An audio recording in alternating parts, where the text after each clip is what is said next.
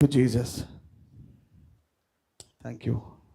మరొకసారి ప్రభు యొక్క సన్నిధిలో ఉండటం చాలా సంతోషము. మరి దేవుడు మనకు అనుగ్రహించిన మరొక అవకాశం బట్టి నేను ఎంతగానో ప్రభుని స్తుతిస్తూ ఉన్నాను. మరి కూడి వచ్చిన మీ అందరికీ కూడా ప్రభుని యేసుక్రీస్తు నామములో నా ప్రత్యేకమైన వందనములు మరి శుభాలు తెలియజేస్తున్నాను. మరి మనం ఆలస్యం చేయకుండా దేవుని యొక్క వాక్యం చదువుకొని మనము ముందుకెళ్దాం. నాతో కలిసి ఆఖరి గ్రంథమై ఉన్న ప్రకటన గ్రంథంలోకి వెళ్దాం ప్రియులారా. ద బుక్ ఆఫ్ రెవల్యూషన్, ప్రకటన గ్రంథము 8వ అధ్యాయము. ప్రకటన గ్రంథము 8వ అధ్యాయం 1వ వచనం చదువుకుందాం. ఆయన 7వ ముద్రను విప్పినప్పుడు పరలోకమందు ఇంచుమించు అరగంట సేపు నిశ్శబ్దముగా ఉండెను. అంతటా ఒకసారి లేఖన భాగం మరలా వినండి చదువుతుండగా. ఆయన 7వ ముద్రను విప్పినప్పుడు పరలోకమందు ఇంచుమించు అరగంట సేపు నిశ్శబ్దముగా ఉండెను. అంటే పరలోకములో అరగంట సేపు నిశ్శబ్దం అని అంటే పరలోకంలో కాలం ఉన్నదని అర్థమా? భూమి మీద కాలం ఉన్నది, పరలోకంలో కూడా కాలం ఉన్నదా? ఇంచుమించు అరగంట సేపు పరలోకంలో నిశ్శబ్దమా లేకపోతే భూలోకంలో నిశ్శబ్దమా? పరలోకంలో ఇంచుమించు అరగంట సేపు నిశ్శబ్దం అంటే పరలోకంలో కాలం ఉన్నట్టేనా? ఉందా లేదంటారా? లేదు. మరి అరగంట ఉంది ఇక్కడ అంటే భూలోకం గురించి మాట్లాడబడుతుందా? మరలా చెప్తున్నా వినండి. ఇంచుమించు అరగంట సేపు పరలోకంలో నిశ్శబ్దము అని రాయబడి ఉన్నది. ఇంతకది పరలోకంలో నిశ్శబ్దము అరగంట లేదా భూమి మీద అరగంట? బైబిల్ క్లారిటీగా చెబుతుంది అది అరగంట పరలోకంలోనే అని. అంటే పరలోకంలో కాలం ఉన్నట్టే, నిత్యత్వంలో కాలం అనేది ఉండదు. నిత్యత్వంలో కాలం ఉండదు. మరి 7వ ముద్ర తెరవబడుతున్నప్పుడేమో అక్కడ కాలాన్ని ఎస్పెషల్గా ఒక స్క్రిప్చర్ మెన్షన్ చేస్తూ ఉన్నది. మనం మరో లేఖన భాగం గమనించినప్పుడు ఆదికాండం మనం చూసినప్పుడు ఉదయమును అస్తమయము కలగ్గా ఒక దినమాయను ఉందా? ఒక దినమాయను. ఎప్పుడు దినమైంది అది? పాపంలో పడిన తర్వాత, పాపంలో పడ్డానికి మునుప? పాపంలో పడ్డానికి మునుపు కాలం ఉందా? సెలవిస్తుంది ఒక దినమాయనని. చదవండి లేకపోతే ఆ లేఖన భాగాన్ని. ఆదికాండము. దేవుడు వెలుగునకు పగలనియు రాత్రికి చీకటనియు పేరు పెట్టెను. అస్తమయమును ఉదయమును కలుగగా, 1వ అధ్యాయం 5వ వచనం అండి. చూడండి అందరూ. అస్తమయమును ఉదయమును కలుగగా ఒక దినమాయను. అంటే పాపం అనేది జరిగిన తర్వాత నిజానికి కాలం అనేది ప్రారంభించబడింది. పాపము అనేది జరగడానికి మునిపే ఇక్కడ బైబిల్ ఒక కాలాన్ని మెన్షన్ చేస్తూ ఉన్నది. ఆమేన్, హల్లెలూయా. అంటే నిత్యత్వంలో కూడా కాలం ఉన్నది. నిత్యత్వం అనేది eternity, there is no time. కానీ ఒక కాలాన్ని బైబిల్ మెన్షన్ చేస్తూ ఉన్నది. ఇంకో లేఖన భాగం మనం గమనించినప్పుడు మీకు అది జ్ఞాపకం ఉండొచ్చు. అలాగనే దేవుని కుమారులు ఏకముగా కూడినప్పుడు ఒక దినము తటస్థింపగా అని ఒక లేఖన భాగం కూడా ఉన్నది. యోబు గ్రంథం 3వ అధ్యాయం తిండి. యోబు గ్రంథము. Praise be to God. Don't be confuse. ఎక్కడ కూడా నేను చెప్పేదాకా మీరు కన్ఫ్యూజ్ అవ్వద్దు. చూడండి.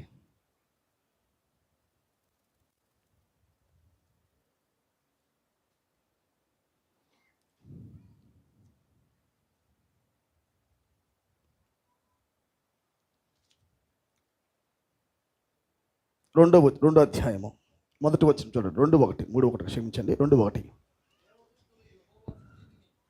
దేవదూతలు యెహోవా సన్నిధిని నిలుచుటకై వచ్చిన మరొక దినము తటస్థింపగా. ఎక్కడిది? యెహోవా.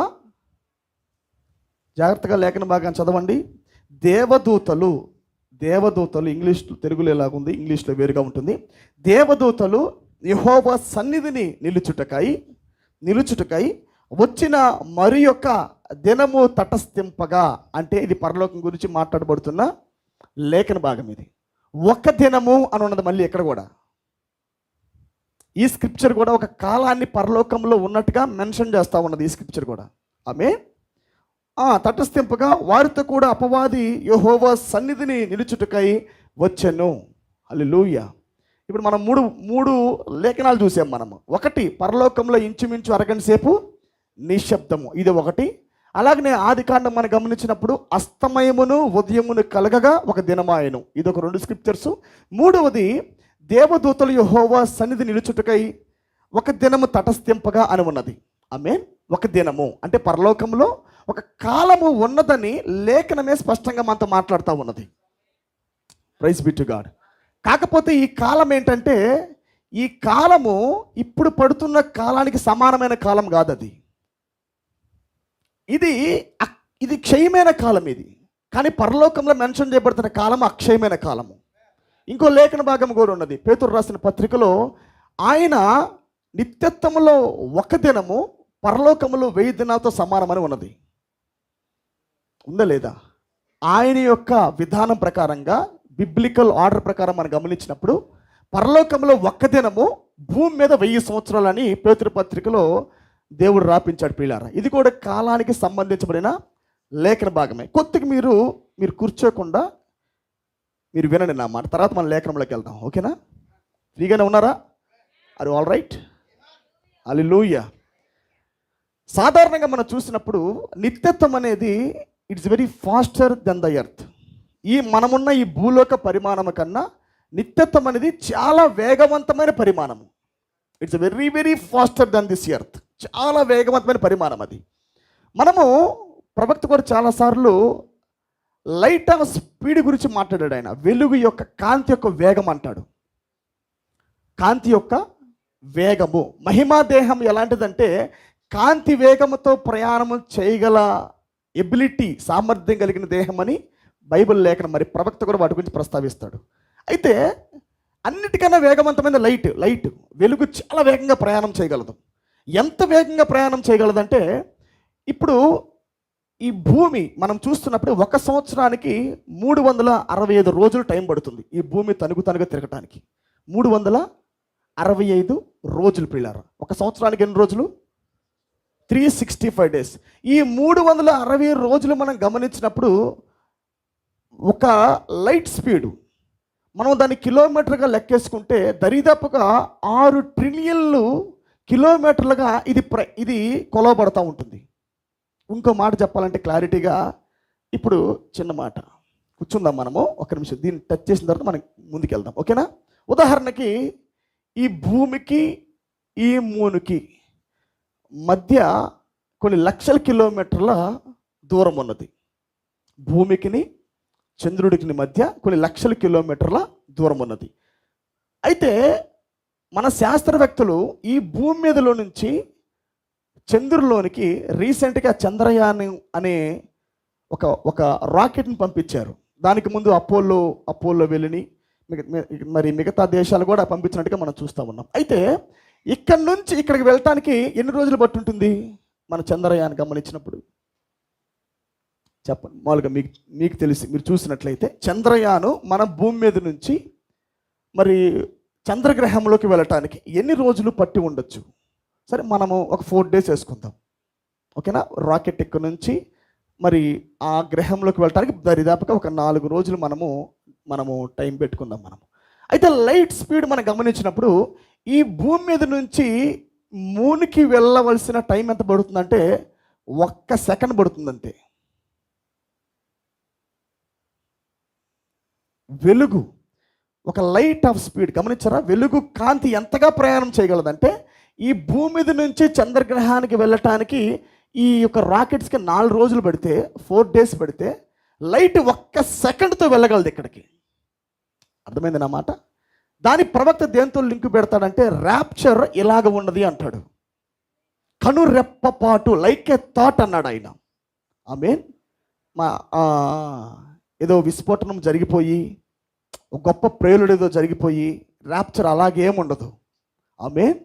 అందుకే దేవుడు ఒక్కసారిగా ఇక్కడికి రాగలడు. ఆ పరిమాణంలో నుండి కాలం అనే దాంతో సంబంధం లేదు. అది కాలము అనే దానితో సంబంధం లేదు. ఆయన సెకండ్ అనడానికి మునిపే ఇక్కడ రాగలడు.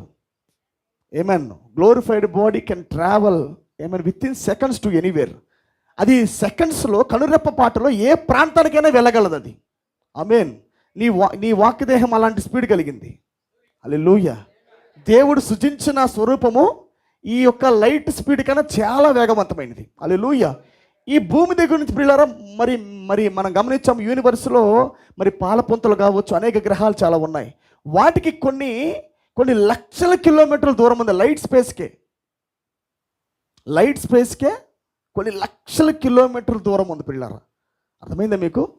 అంత బ్యూటిఫుల్గా దేవుడు దాన్ని తయారు చేశాడు. ఎందుకు నేను దీన్ని చెప్పానంటే, పరలోకములో ఒక కాలాన్ని లేఖనము చూపిస్తూ ఉన్నది. కాకపోతే ఆ కాలము క్షయమైపోయే కాలం కాదు, కానీ అది అక్షయమైన కాలమయ్యేది. మీరు గమనించినప్పుడు ఇక్కడ అస్తమయమును ఉదయమును కలగగా ఒక దినమాయనంటే సూర్యుడి ప్రభావం వీళ్ళ మీద పడి వీళ్ళనేమది ముసలివాళ్ళగా చేయట్లేదు. అది there is a time in the eternity. ఏదైనా తోటలో కాలం ఉన్నది అని లేఖనం సెలవిస్తుంది. కానీ ఆ కాలం మనిషి మీద ప్రభావం చూపించే కాలం కాదు అది. విన్నారా మీరందరూ కూడా? ఆ సూర్యుడు పడతాడు, ఉదయిస్తాడు, అస్తమిస్తున్నాడు. అస్తమయము ఉదయమును కలగా ఒక వెలుగు ఒక రోజు అవుతా ఉన్నది, తిరుగుతూ ఉంది, ఒక రోజులు తిరుగుతూ ఉన్నాయి. కానీ ఆ సూర్యుడి ప్రభావము ఆదాం మీద పడదు, ఆ సూర్యుడి ప్రభావము హవ్వ మీద పడదు. ఆమేన్. వాళ్ళు రోజు రోజుకి వయసు పైబడిపోవటము, ముడతలు పడటము, ఎంట్రుకలు నెరిసిపోవటం అలాంటివి ఏముండవు. Because they are in the eternity.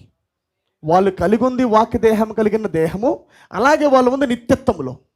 ఆమేన్. పడిపోని దేహంలో ఉన్నారు కాబట్టి, వాళ్ళు పడిపోని ఒక పరిమాణంలో ఉన్నారు కనుక, నిత్యత్వంలో ఉన్నారు కనుక వాళ్ళకి కాలం అనే ప్రభావం వాళ్ళ మీద పడదు. ఆమేన్. ప్రవక్త అంటాడు 7వ ముద్ర అనేది ఆది కాండం నుంచి ఉన్నదన్నాడు. నమ్ముతారా మీరు? 7th సీల్ ఇప్పుడు తెరవబడిన, జాగ్రత్తగా వినాలి నా మాట, మీరు చాలా జాగ్రత్తగా నా మాట మీకు అర్థమైంది. 7వ ముద్ర తెరవబడగా ఇంచుమించు పరలోకములో అరగంట సేపు నిశ్శబ్దము. మనకు తెలుసు ఎందుకు నిశ్శబ్దమైందంటే, అక్కడ పరలోకంలో దూతలు దేవుణ్ణి చూడటము అక్కడ అంటే ఆ అరగంట నిశ్శబ్దములో దేవుడు సింహాసనం ఖాళీ చేసి భూమి మీదకి వచ్చేసాడు. Amen. God descended from the throne from the heaven. Amen. ఎందుకు వర్షిప్ అక్కడ ఆగిపోయినదంటే, అక్కడ దేవుడు లేడు. దేవుడు లేకుండా వాళ్ళ ఆరాధన జరిగింది. ఎందుకంటే వాళ్ళు రోబోట్లు కాదు, మిషన్ పెట్టగానే సాఫ్ట్వేర్ కాదు అది. ఆమేన్. ఏదో చిప్పు పెట్టగానే ఆరాధన చేయడానికి వాళ్ళు రోబోట్లేం కాదు. హల్లెలూయా. అక్కడ దేవుడు లేడు. దేవుడు ఎప్పుడైతే ప్రవక్త అన్నాడు 7th seal is bringing back Jesus to the earth అన్నాడు. 7వ ముద్ర యేసును మరలా భూమి మీదకి తీసుకొని వచ్చునన్నాడు. ఎప్పుడైతే 7వ ముద్ర తెరవబడిందో మనకు తెలుసు, it is a coming of the lord. అది ఏంటది? దేవుని యొక్క రాకడ. ఎప్పుడైతే 7వ ముద్ర తెరవబడుతుందో పరలోకంలో ఇంచుమించు అరగంట సేపు నిశ్శబ్దము. ఆమేన్. ఈ నిశ్శబ్దము తెరవబడినప్పుడు అక్కడ దేవుడు అక్కడ సింహాసనం మీద లేడు, దేవుడు భూమి మీదకి వచ్చేసాడు. ఇప్పుడు ప్రవక్త ఏమన్నాడు? ఆది కాండం నుంచి 7వ ముద్ర ఉందన్నాడు. మొదటి రాకల్లో దిగివచ్చిన తర్వాత ఆయన భౌతిక రూపములో దిగివచ్చి ఆయన రక్తం కార్చి పునరుద్ధరణం చెంది మరలా భౌతిక రూపంలో ఆయన పరలోకం వెళ్ళిపోయాడు. హల్లెలూయా. ఈ 2000 సంవత్సరాలుగా ఆయన పైనే ఉన్నాడు, కానీ పరిశుద్ధాత్మగా కిందకు వచ్చాడు ఆయన. ఇక్కడ మీరు మరలా తప్పుగా అర్థం చేసుకోవద్దు. పరలోకములో భౌతిక రూపంలో పైనే ఉన్నాడు. ప్రవక్త అంటాడు, పిల్లారా, సింహాసనములో దేవుని యొక్క సింహాసనం మీద కుడిపాశంలో, ఆమేన్, కుడిపార్శ్వమున, అంతేనా, ఈయన కూర్చొని ఉన్నాడు. నేను జయించిన తండ్రి సింహాసనం కూర్చున్న ప్రకారము అని అన్నాడు ఆయన. ఓకేనా? ఇక్కడ కూర్చున్న ఇదే దేవుడు భూమి మీదకి వచ్చి 7 సంఘకాలాలుగా, ఆమేన్, 7 సంఘకాలుగా ఏం చేశాడు? పరిశుద్ధాత్మగా దేవుని కుమారుడు పరిచర్య జరిగిస్తూ ఉన్నాడు. పరలోకములో భౌతికముగా గొర్రెపిల్లగా రక్తం కారుచున్న వాడిగా పరలోకంలో తండ్రి కుడిపక్క సింహాసనంలో కూర్చుని ఉన్న అదే దేవుడు ఆత్మరూపిగా భూమి మీద ఉండి సంఘాన్ని జరుగుతున్నాడు. ఆమేన్. హల్లెలూయా.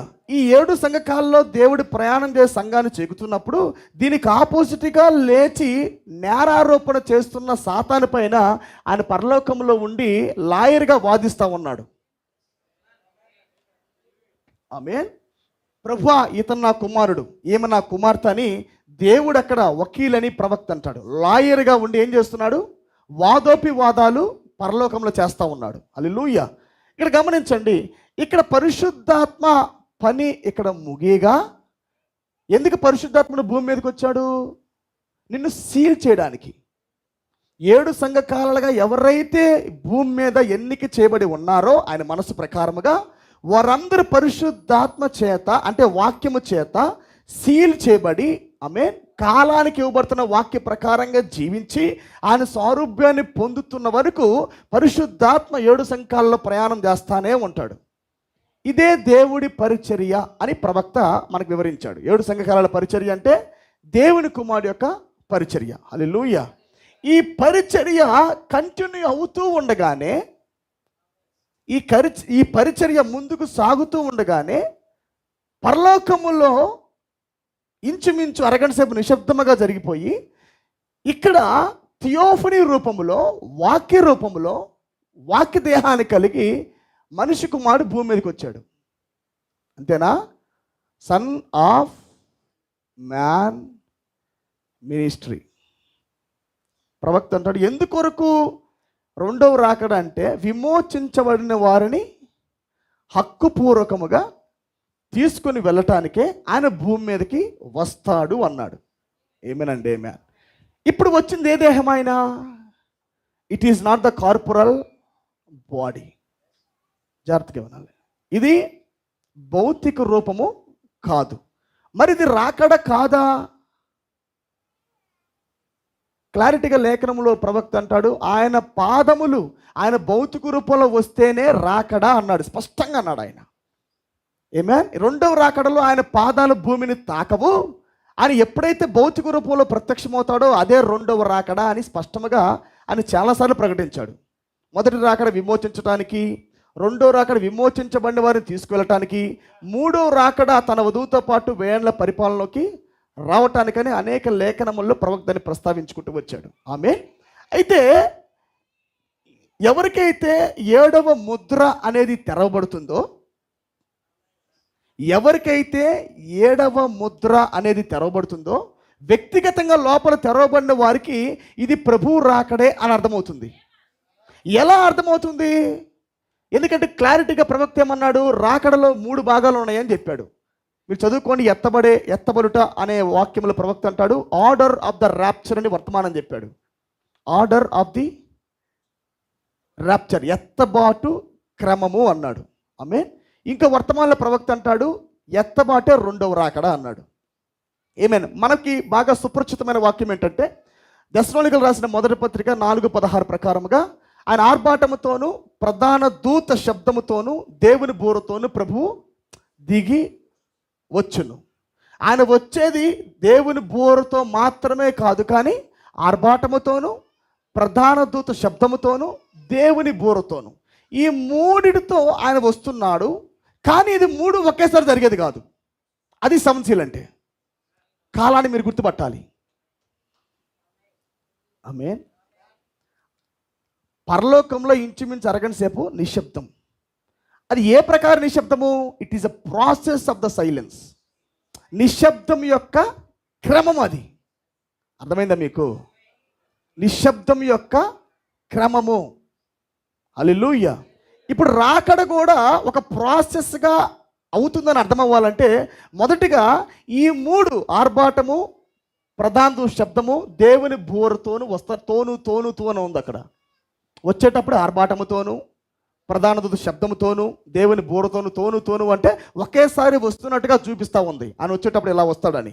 కానీ ఆయన వచ్చేటప్పుడు ఆర్భాటముతో ఇప్పుడు వచ్చాడు. ఆమేన్. రాకడలో 3 భాగాలు. ప్రభు వచ్చేటప్పుడు 3 ఉన్నాయి. దేవుని బూర అంటే ఎత్తబడుట, దేవుని బూర అంటే ఎత్తబడుట, దేవుని బూర అంటే ఎత్తబడుట. ప్రభు వచ్చేటప్పుడు రేపన్నాకైనా గమనించాలి, రెండవ రాకడ కేవలం దేవుని బూరతో మాత్రమే లేదు, కానీ బిబ్లికల్ మనం చూసినప్పుడు ఏమైనా బైబిల్ ప్రకారంగా మనం గమనించిన మొట్టమొదటి ఆర్భాటం ఉంది అక్కడ, రెండవది ప్రధాన శబ్దం ఉంది అక్కడ, మూడవది దేవుని బోర్ ఉంది. ఆమేన్. ఈ మొదటి ఆర్భాటం అనేది ఇప్పుడు మనకందరికీ తెలిసినట్టుగానే వాక్యం బయటికి వెళ్తా ఉంది. ఎవరి వాక్యం ఇది? క్రీస్తు వాక్యం. వాక్య దేహముతో దిగివచ్చిన బలిష్ఠుడగు దూత వాక్యాన్ని ప్రవక్తకి దేవుడిచ్చాడు. ఇప్పుడు వెళ్తున్న వాక్యం ఎవరిది? నాట్ ఎలైజా వర్డ్, ఇది ఏలియా వాక్యము కాదు కానీ క్రీస్తు వాక్యం ఇది. ఎందుకంటే బైబిల్ సెలవిస్తుంది ప్రభు దిగొచ్చేటప్పుడు తెచ్చే వాక్యము, అది ప్రభు యొక్క ఆర్భాటం. అది మార్గము సరళం చేయు దూత ఇదివరకే భూమి మీద ఉన్నాడు. బైబిల్ ఇంకో మాట కూడా ఉంది ప్రియులారా, యోహాను దినములు మొదలుకొని ఇప్పటి వరకు పరలోక రాజ్యము బలత్కారంతో పట్టబడి ఉన్నట్టుంది.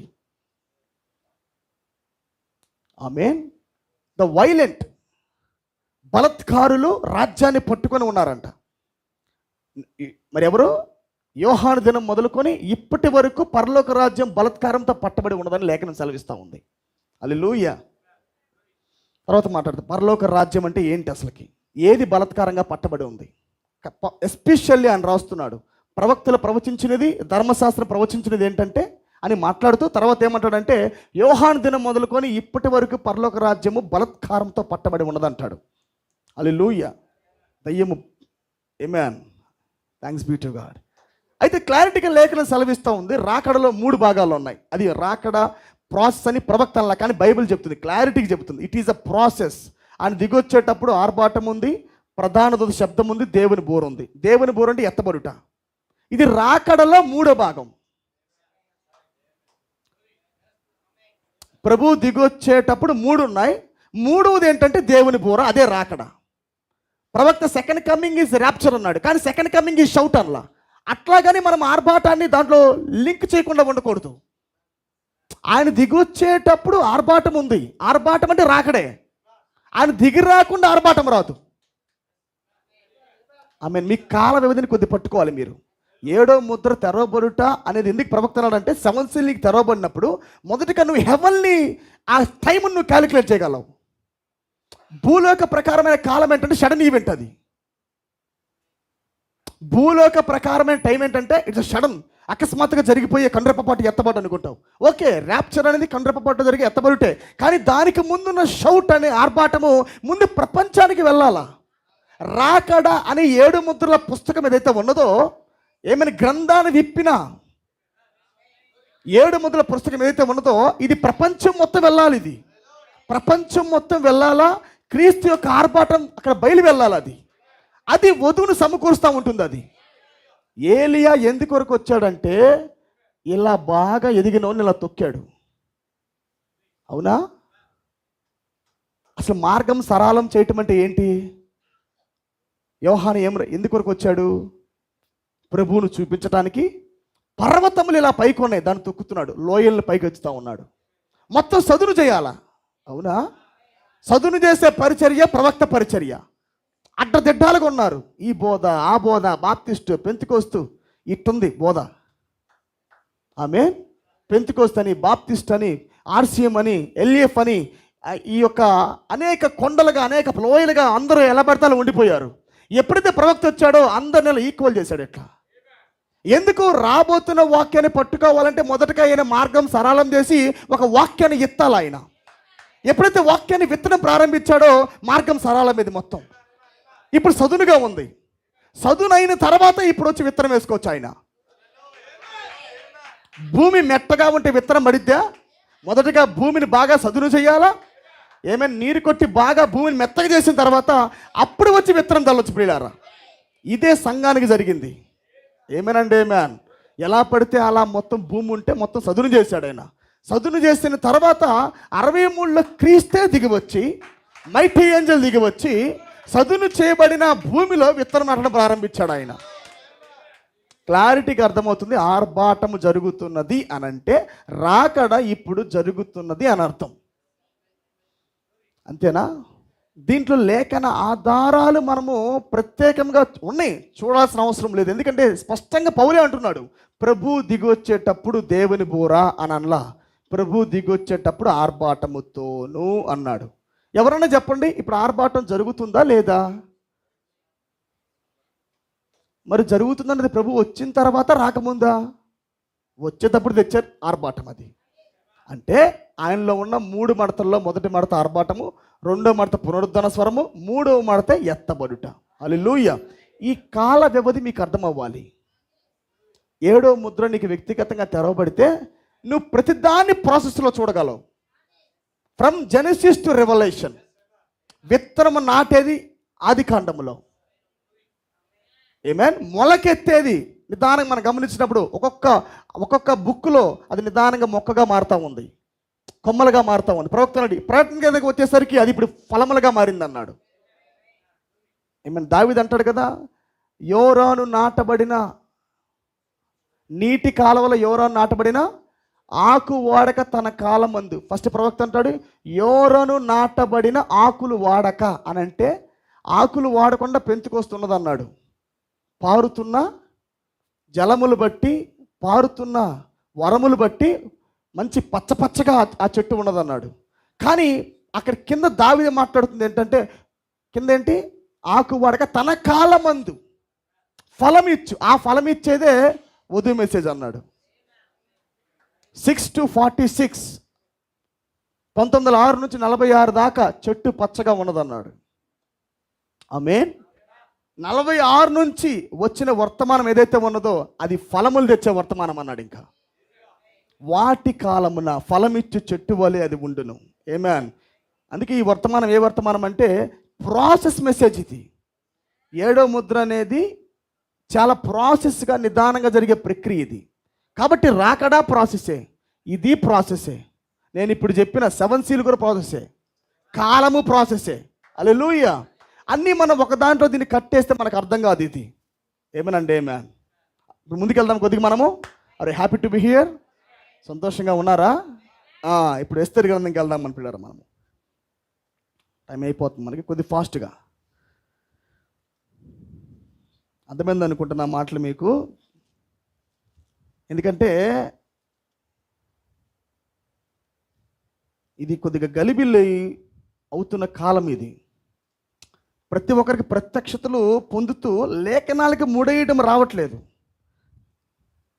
ఇది ప్రత్యక్షతలు విడుదలవుతున్న కాలమే. ఎందుకంటే ప్రవక్త క్వాలిటీగా చాలా స్పష్టంగా అన్నాడు, బండ మీద సర్పపు జాడ అని వర్తమానం రాశాడు ఆయన.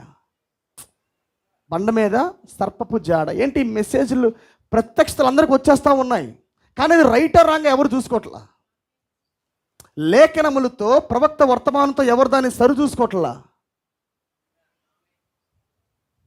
అర్థమైంది నా మాట? ఆయన విజన్కి, ఆయన ఉద్దేశానికి, ప్రవక్త యొక్క మార్గానికి, బైబిల్ మార్గానికి సరి చూసుకోవట్లా. సొంత స్టాండ్ అయిపోయి మార్గం తప్పి వెళ్ళిపోతూ ఉన్నారు. అందుకే ఇప్పుడు మనం చూసాము 7 ఉరుములు అని ప్రయాణం చేస్తూ ఉన్నాయి. 7 థండర్స్ అని. ప్రవక్త అన్నాడు 7 ఉరుములు ఎత్తబడే విశ్వాసాన్ని ఇస్తాయి అన్నాడు. 7 thunder gives the translation faith అన్నాడు. ఆమేన్. 7 ఉరుములే 7 ముద్రలు తెరిచాయి అన్నాడు బైబిల్ ప్రకారంగా. 7 ఉరుములు వాటి శబ్దాలు పలకగా 7 ముద్రలు తెరవబడినవి. 7 ముద్రలు వినే యోహాను గ్రంథాన్ని రాశాడు. క్షమించండి, 7 ఉరుములు వినే యోహాను గ్రంథాన్ని రాశాడు. ఉరుములు వినపడ్డాయి, యోహాను గ్రంథాన్ని రాశాడు. ఆమేన్. ఉరుములు వినపడ్డాయి, యోహాను గ్రంథాన్ని, స్వరం వినపల్లా, ఉరుములు వినపడ్డాయి, గ్రంథాన్ని రాశాడు. ఆమేన్. ఇదే ఉరుములు, జాగ్రత్తగా వినాలి, ఇదే ఉరుములు ప్రారంభం నుంచి దేవుడు ప్రయాణం చేసుకుంటానే వస్తున్నాడు. ఉరుముగా వస్తూ ఉంటాడు ఆయన. కొద్దిగా ఒక లేఖన భాగం చూద్దామా? వెళ్దాం లేదా? మీకు టైము పర్లేదు కదా? Glory be to God. ఇది క్లారిటీ. ఎందుకంటే కొద్దిగా చూసుకొని వెళ్దాం మనం. దీన్ని కొద్దిగా మనము గట్టిగా పట్టుకుంటే మనకు అర్థమైంది ఎవ్రీథింగ్ కూడా. ఓకేనా? పర్లేదా? హల్లెలూయా. మార్కు సువార్త, యోహాను సువార్త తర్వాత వద్దాం దానికి. యోహాను సువార్త 12వ అధ్యాయము.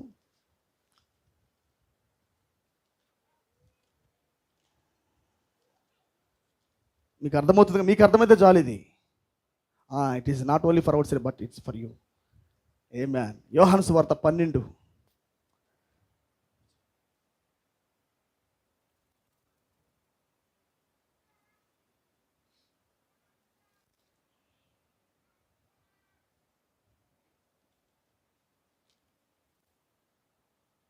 28 చదవండి, తండ్రి నీ జాగ్రత్తగా వినండి. తండ్రి నీ నామం మహిమపరచుమని చెప్పాను. జాగ్రత్తగా వినాలి. తండ్రి నీ నామము మహిమపరచమని చెప్పాను. అంతటా ఏంటి? యువర్ నేమ్ అన్నాడు. మనకు తెలుసు నేమ్, పేరు అనేది నామం అని మన ఉచ్చారణ చేశామంటే పేరు అనగా ఒక వ్యక్తిత్వాన్ని చూపించిద్ది. అది చూపించిద్దా? Personality, without personality there is no person. వ్యక్తిత్వం లేకుండా వ్యక్తి ఉండదు, వ్యక్తికి పేరు ఉండదు. ఆమేన్. జాషువా అన్నామంటే మనకి ఏం గుర్తొచ్చింది? ఆ వ్యక్తి స్వభావం గుర్తొచ్చింది. అవునా కదా? ఒక పేరు మనం ప్రస్తావించామంటే అది వ్యక్తి యొక్క స్వభావాన్ని వ్యక్తీకరించింది. అది పేరు ఒక వ్యక్తి స్వభావాన్ని వ్యక్తీకరించింది. ప్రవక్త అంటాడు, ఇప్పుడు నామము అని ఉపయోగించారంటే ఆయన మాట్లాడుతున్న నామాన్ని కాదు, వ్యక్తిని. ఆమేన్. నీ నామము అని అంటే నామం వేరు కాదు, వ్యక్తి వేరు కాదు. ఆయన్నే. ఎవరు నామం అంటే ఆయనే. హల్లెలూయా. ప్రవక్త అన్నాడు, చాలామంది నామాన్ని పట్టుకొని యేసుక్రీస్తు నామం, యేసుక్రీస్తు నామం అంటారు. పరలోకంలో దేవుడేమన్నాడు? నీ నామంలో అద్భుతాలు జరిగించలేదా? దయ్యాలు వెళ్ళగొట్టలేదా? ఆశ్చర్యకార్యములు జరిగించలేదంటే ఆయన ఏమన్నాడు? చెప్పాలి. అక్రమం చేయవారులారా నా యొద్ద నుండి తొలగిపోమని చెప్పాడు ఆయన. అంటే ప్రవక్త అంటాడు, ఎందుకు ఆ మాట పలకవలసి వచ్చినదంటే వాళ్ళు కేవలం నామాన్ని ఉపయోగించారు కానీ వాళ్ళు వ్యక్తిని కలిగలేరు అన్నాడు. ఆమేన్. ఇప్పుడు మనం యేసుక్రీస్తు నామములో బాప్తిసం పొందినంత మాత్రాన మనకు నామం వచ్చిందని కాదు. నామం అనగా వ్యక్తి లోపలికి రావాలా. Name is a personality, it shows the personality of the person. Amen. ఉట్టి నామాన్ని మనం బాప్తిసం పొంది తిరిగి లేస్తే వినాలి. కింద చదవండి, మీకు అర్థమైంది ఆయన దేని గురించి మాట్లాడుతున్నాడు. మేము చెప్తాం మీకు. తండ్రి నీ నామం మహిమపరచుమని చెప్పాను. అది ఆయన్నే. నామం అంటే ఎవరు? దేవుడే. మాట్లాడుతున్న దాని గురించి ఆయన మాట్లాడుతున్నాడు. తండ్రి నీ నామాన్ని మహిమపరచమని చెప్పాను. అంతటా నేను దాన్ని మహిమపరిచితిని, మరలా మహిమపరుతును అని ఒక శబ్దము. ఏ నామాన్ని? ఆయన ఆల్రెడీ నేను మహిమపరిచాను, మరలా రెండోసారి మహిమ పరచబోతున్నాను. Glory to God. తర్వాత మహిమపరుతున్న ఒక శబ్దము ఆకాశము నుండి వచ్చెను. కాబట్టి అక్కడ నిలుచుండి వినిన జన సమూహము ఉరిమెను అనిరి. మరికొందరు దేవదూత ఒకడు ఆయనతో మాట్లాడననిరి. అందుకు యేసు ఈ శబ్దము నా కొరకు రాలేదు, మీ కొరకే వచ్చెను. ఇప్పుడు ఈ లోకమునకు తీర్పు జరుగుచున్నది. ఇప్పుడు ఈ లోకాధికారి బయటకు త్రోసివేయబడును. నేను భూమి మీద నుండి పైకెత్తబడిన ఎడల అందరినీ నా యొద్దకు ఆకర్షించుకుందునని చెప్పెను. తాను ఏ విధముగా మరణం పొందవలసి ఉండనో సూచించుచు ఆయన ఈ మాట చెప్పెను.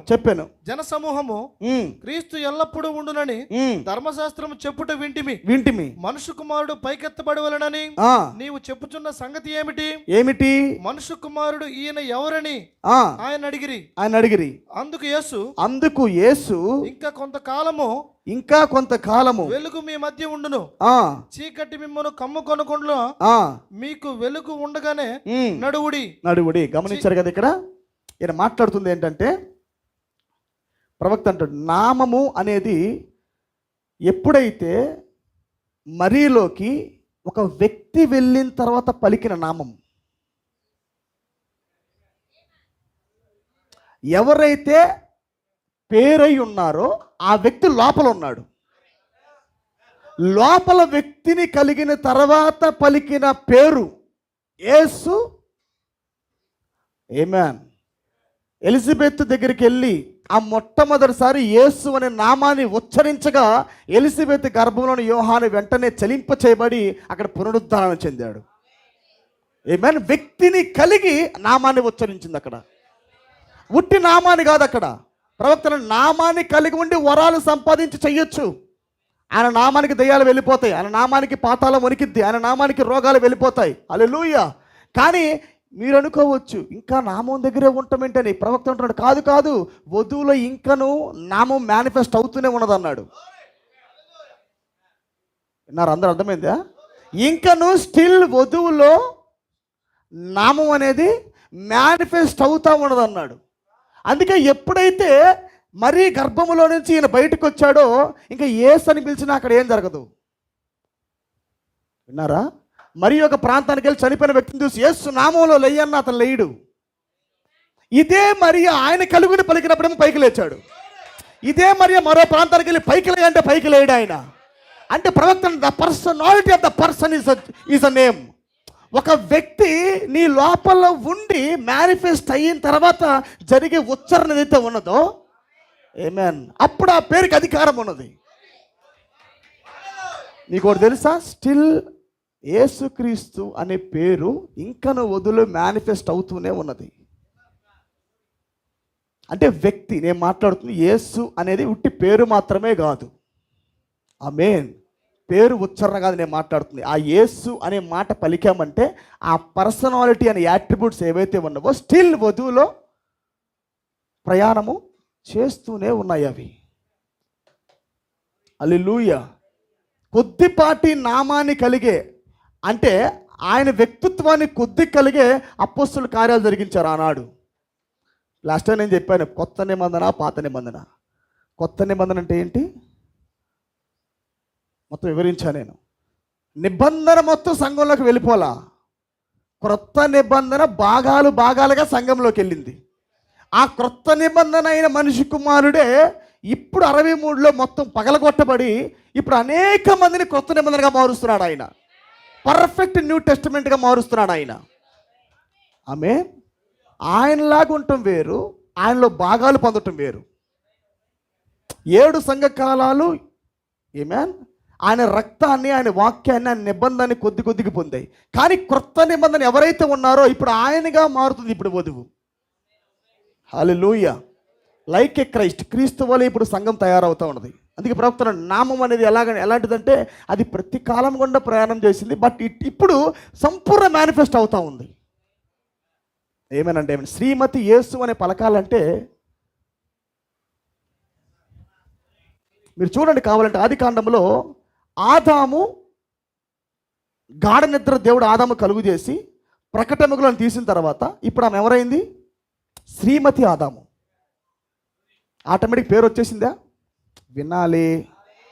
ఆటోమేటిక్గా ఆమె పెట్టుకోవాల పేరు, నాకు ఈ పేరు కావాలని.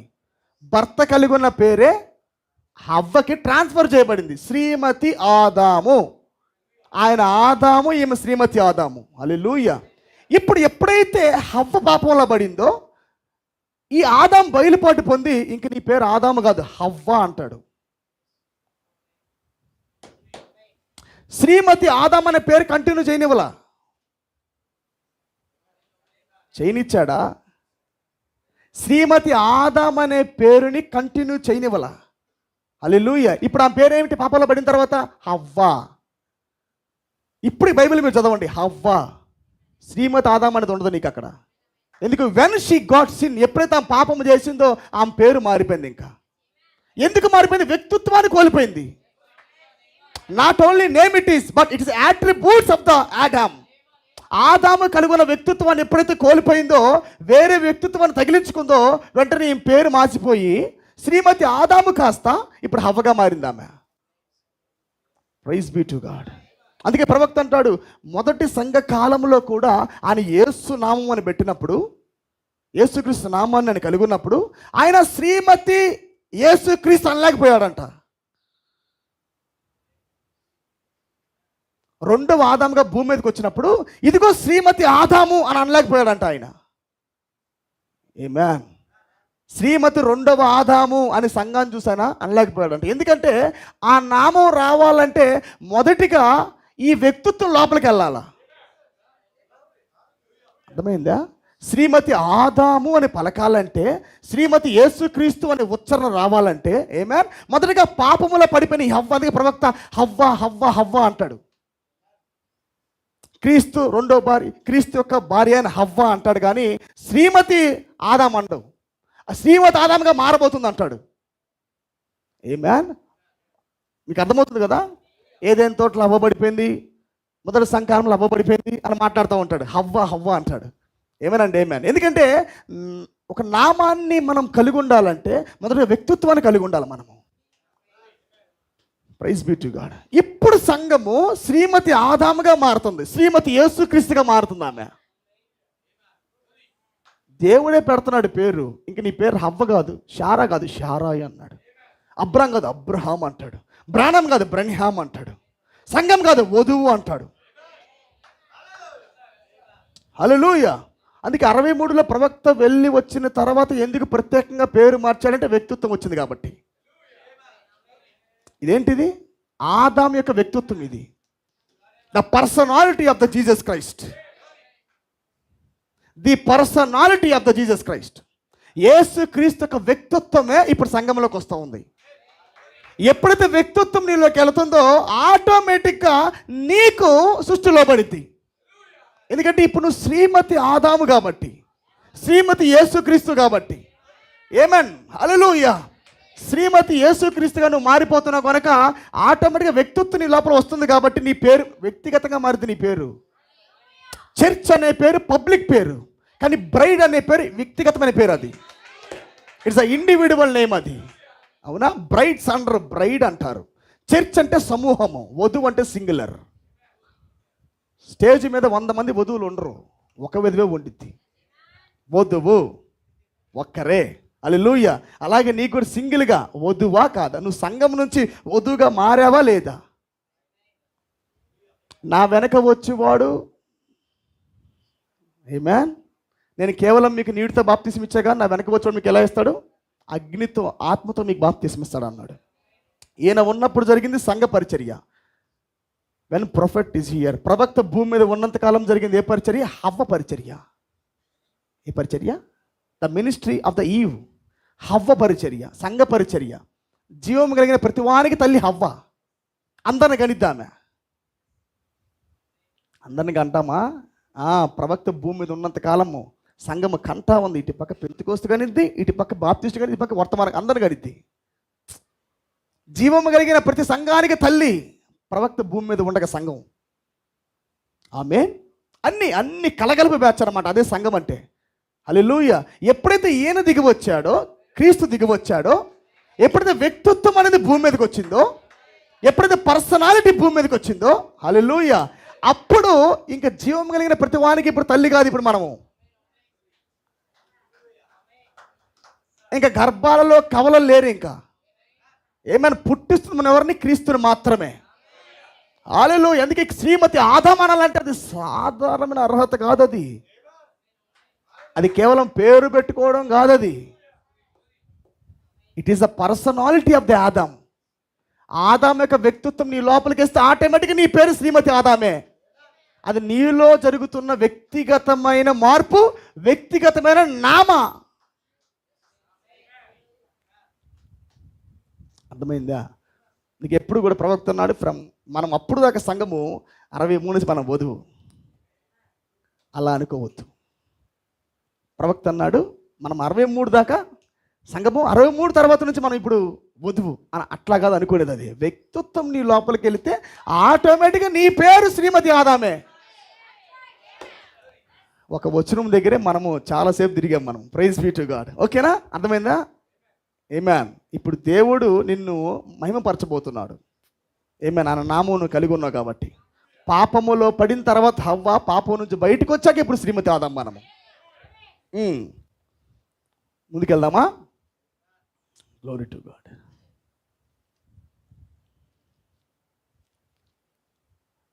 చదవంటారు ఒకసారి మరలా 12:28 చదవండి. తండ్రి, నీ నామం మహిమపరచమని చెప్పాను. అంతటా నేను దానిని మహిమపరిచితిని. మరలా మహిమపరుతును అని ఒక శబ్దము ఆకాశము నుండి వచ్చును.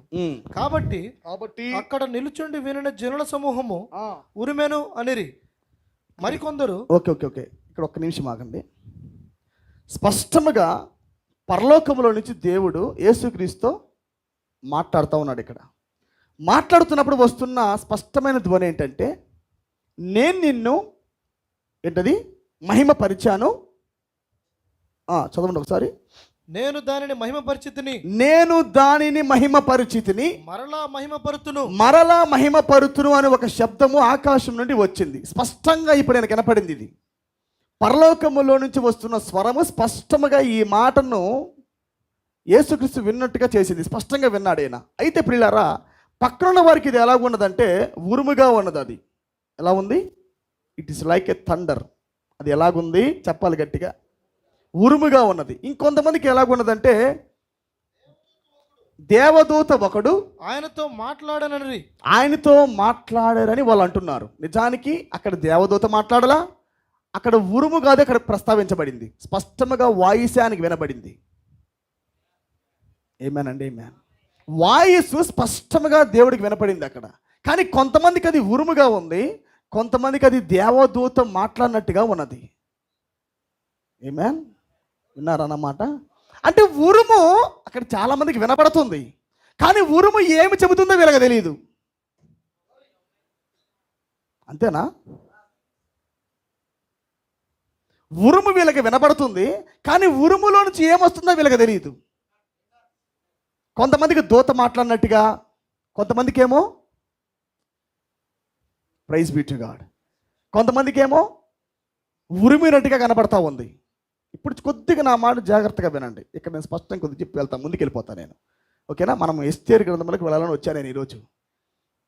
ఆమేన్. ఈరోజు నిజానికి నా అంశం ఏంటంటే ఎస్తేరుకి వెళ్ళాలని వచ్చాను నేను. ఓకేనా? వెళ్దాం. ఈరోజు ఓపిక పట్టను పిల్లారా, కొద్దిగా అంశంలోకి మనం వెళ్దాము. అందరు ఇక్కడే ఉన్నారు కదా?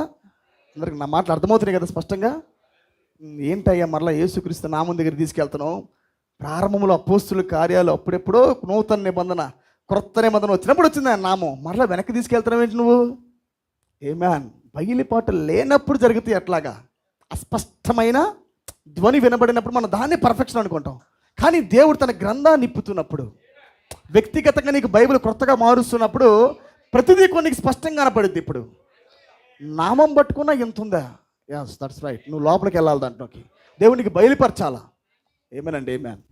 కొద్దిగా చూద్దాం. ఇప్పుడు చూడండి, చాలా జాగ్రత్తగా వినండి. ఇప్పుడు ఉరుముగా వినపడుతుంది. ఉరుము కొంతమందికి స్వరంగా వినపడుతుంది. ఉరుముగా వినపడుతుంది, కొంతమందికి ఉరుము స్వరముగా వినపడుతుంది. ఏమేన్. 7 ఉరుములు వాటి శబ్దములు పలక 7 ముద్రలు తెరవబడ్డాయి. లేఖనం సెలవిస్తుంది కదా, నేను దానికి వెళ్ళట్లేదు, తెలుసు కాబట్టి. 7 ఉరుములు వాటి శబ్దములు పలక 7 ముద్రలు తెరవబడ్డాయి. హల్లెలూయా. ఇప్పుడు 7 ముద్రలు తెరవబడింది దేని బట్టి? 7 ఉరుములలో నుండి 7 ముద్రలు తెరవబడ్డాయి. స్పష్టమే కదా ఇక్కడ?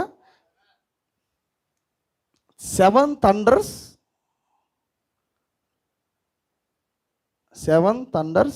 ఏమిచ్చినాయి? 7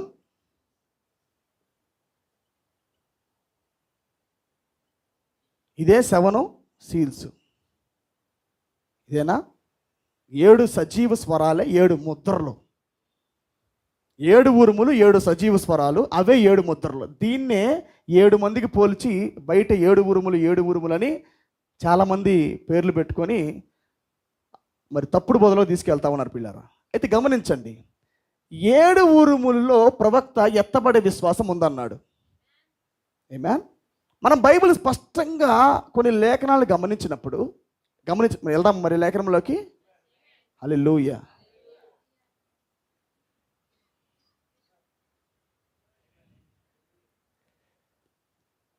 కొద్దిగా సరే, దాన్ని కంటిన్యూ చేస్తాను, కొద్దిగా వినండి మరి తర్వాత. ఓకేనా? జాగ్రత్తగా మీ మైండ్లో దీన్ని కొద్దిగా ఎక్కించిన తర్వాత దాన్ని నేను కొనసాగిస్తాను. ఇక్కడ దేవుడు ఎల్లప్పుడూ భూమి మీదకి వచ్చినప్పుడల్లా ఆయన ఉరుములతో వచ్చేవాడు, మెరుపులతో వచ్చేవాడు. మనకు తెలుసు, ఉరుములతో మెరుపులతో ప్రభు దిగి వచ్చేవాడు. ఏలియా ఒకసారి కొండ దగ్గరికి వెళ్ళినప్పుడు కూడా మొదటగా ఫస్ట్ మెరుపులు వచ్చినాయి, ఉరుములు వచ్చినాయి, ఆ తర్వాత మెల్లని స్వరం వచ్చింది. అంటే ఫైనల్గా ఏం పెట్టాడు? ఓకేనా? ఈ మెల్లని స్వరమే 7 సీల్స్. ఏంటిది? మెల్లని స్వరమే 7 seals. Glory be to God. ఉరుములు భీకరంగా వినపడినా, ఆమేన్, ఆ ఉరుములో నుంచి వస్తున్న ఆ ఇంటర్ప్రిటేషన్, ఆ ఉరుములో నుంచి వస్తున్న అనువాదం ఏదైతే ఉన్నదో అది మెల్లని స్వరము ద్వారా మనుషులోకి వెళ్తా ఉంది. ప్రవక్త ఎందుకొరకు వచ్చాడంటే ఈ 7 ఉరుములు వినే యోహాను గ్రంథాన్ని రాశాడు. 7 ఉరుములు విన్నాడు, యోహాను గ్రంథాన్ని రాశాడు. ప్రవక్త కూడా 7 ఉరుములు విన్నాడు, గ్రంథాన్ని తెచ్చాడు. వినాలి, 7 ఉరుములు విన్నాడు, గ్రంథాన్ని తెచ్చాడు. ఆమేన్.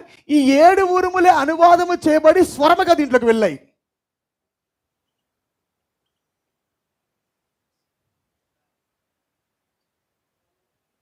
ఓకేనా? నా మాట మీకు అర్థమవుతుందా? ఇంకొద్ది స్పష్టంగా చెప్తా వినండి. పరలోకంలో దేవుడు ఉన్నాడు. పరలోకంలో దేవుడు ఒక స్వరాన్ని పలికాడంటే అది ఆ డైమెన్షన్లోకి రావాలంటే అది స్వరముగా రాదు. అది విస్తార జల ప్రవాహ ధ్వని అని లేఖనం సెలవిస్తుంది. ఆయన ధ్వని, ఆయన మాట పలికితే అది విస్తారంగా ఉంది, అది ధ్వని ప్రజ్వలిస్తూ ఉంది. అది ఇప్పుడు అంత గొప్ప స్వరము భూమి మీదకి రావాలంటే అది తనకు తానుగా తగ్గించుకుంటూ రావాలి. స్వరము కూడా అది వచ్చేటప్పుడు అది ఒక ఉరుముగా వచ్చింది. అది వచ్చేటప్పుడు మెరుపుగా వచ్చింది. అది ఇప్పుడు ఈ మెరుపుని ఉరుముని వినటానికి అక్కడ ఒక వ్యక్తి అక్కడ ఉండాలా, ఫర్ ద ఇంటర్ప్రిటేషన్. ఆమేన్. వస్తున్న లాంగ్వేజ్ని అనువాదం చేసే వ్యక్తి అక్కడ ఒకడు ఉండాలా. హల్లెలూయా. పరలోకంలో యోహాను గాక ఎవరెళ్ళి విన్నా అది ఉరుములుగానే వినపడతాయి. Because John was ordained to bring the interpretation of the 7 thunders. 7 ఉరుముల్ని అనువాదము చేయటానికి అక్కడ యోహాను ఎన్నిక చేయబడ్డాడు. హల్లెలూయా. ఇప్పుడు ప్రవక్త కూడా ఈ సింబాలిక్ ఫామ్లో రాయబడిన ప్రకటన గ్రంథాన్ని, లవ్ లెటర్ని పరిపూర్ణంగా అనువాదము చేసి సంఘానికి ఇవ్వటానికి ఇప్పుడు ఈయన ఎన్నిక చేయబడ్డాడు. వినాలి, ఎక్కడ మీరు డిస్టర్బ్ అవ్వకూడదు. 7 thunders అనేవి 7 ముద్రలను తెరిచాయి. 7 ఉరుములే 7 ముద్రలు తెరిచాయి. ఆమేన్. అంటే ఇంకా తండ్రగా లేదు అది కాలం. ఇంకా it is not the state of the thundering, but it is a state of voice. బయటి వారికి అది అన్నోన్ లాంగ్వేజ్ అది, కానీ యేసుక్రీస్తు కాదు. గమనించాలి, అక్కడ పరలోకంలో దేవుడు పలికినప్పుడు అది కిందకి వస్తూ ఉండగా పక్కవారు ఆ పరిమాణంలో లేరు గనక, పక్కవారు తిరిగి జన్మించలేదు గనక, పక్కవారు ఈ దేవుడు కలిగి ఉన్న ఆ డైమెన్షన్లో లేరు గనక వారికి ఉరుము వినపడుతుంది. కొంతమందికి దూత స్వరంలాగా వినపడుతుంది. కానీ రైట్ డైమెన్షన్లో ఉన్న ఆయనకేమో అది ఉరుమే, but it was interpreted to the Jesus. Hallelujah. చెప్పసఖ్యము కాని సంగతులు. ఆమేన్. వెళ్ళి ఒకవేళ వినినా దాని అనువాదం చేయలేడు. పరలోకంలోకి వెళ్ళి దేవుడు చెప్పిన విన్నా కానీ ఆయన అనువాదం చేయలేడు. ఇక్కడ దేవుడి స్వరం మీకు అర్థమవుతుందా? హల్లెలూయా. అందుకే గమనించండి, దీన్ని ఈ 7 ఉరుములను, ఈ 7 ఉరుములు వేరు కాదు, 7 ముద్రలు వేరు కాదు. ఇంకొక మాట చెప్పాలంటే పిల్లారా, ఇదిగోండి, నేను కొద్దిగా, ఇది క్లౌడ్. క్లౌడ్లోంచి వచ్చేదేంటి?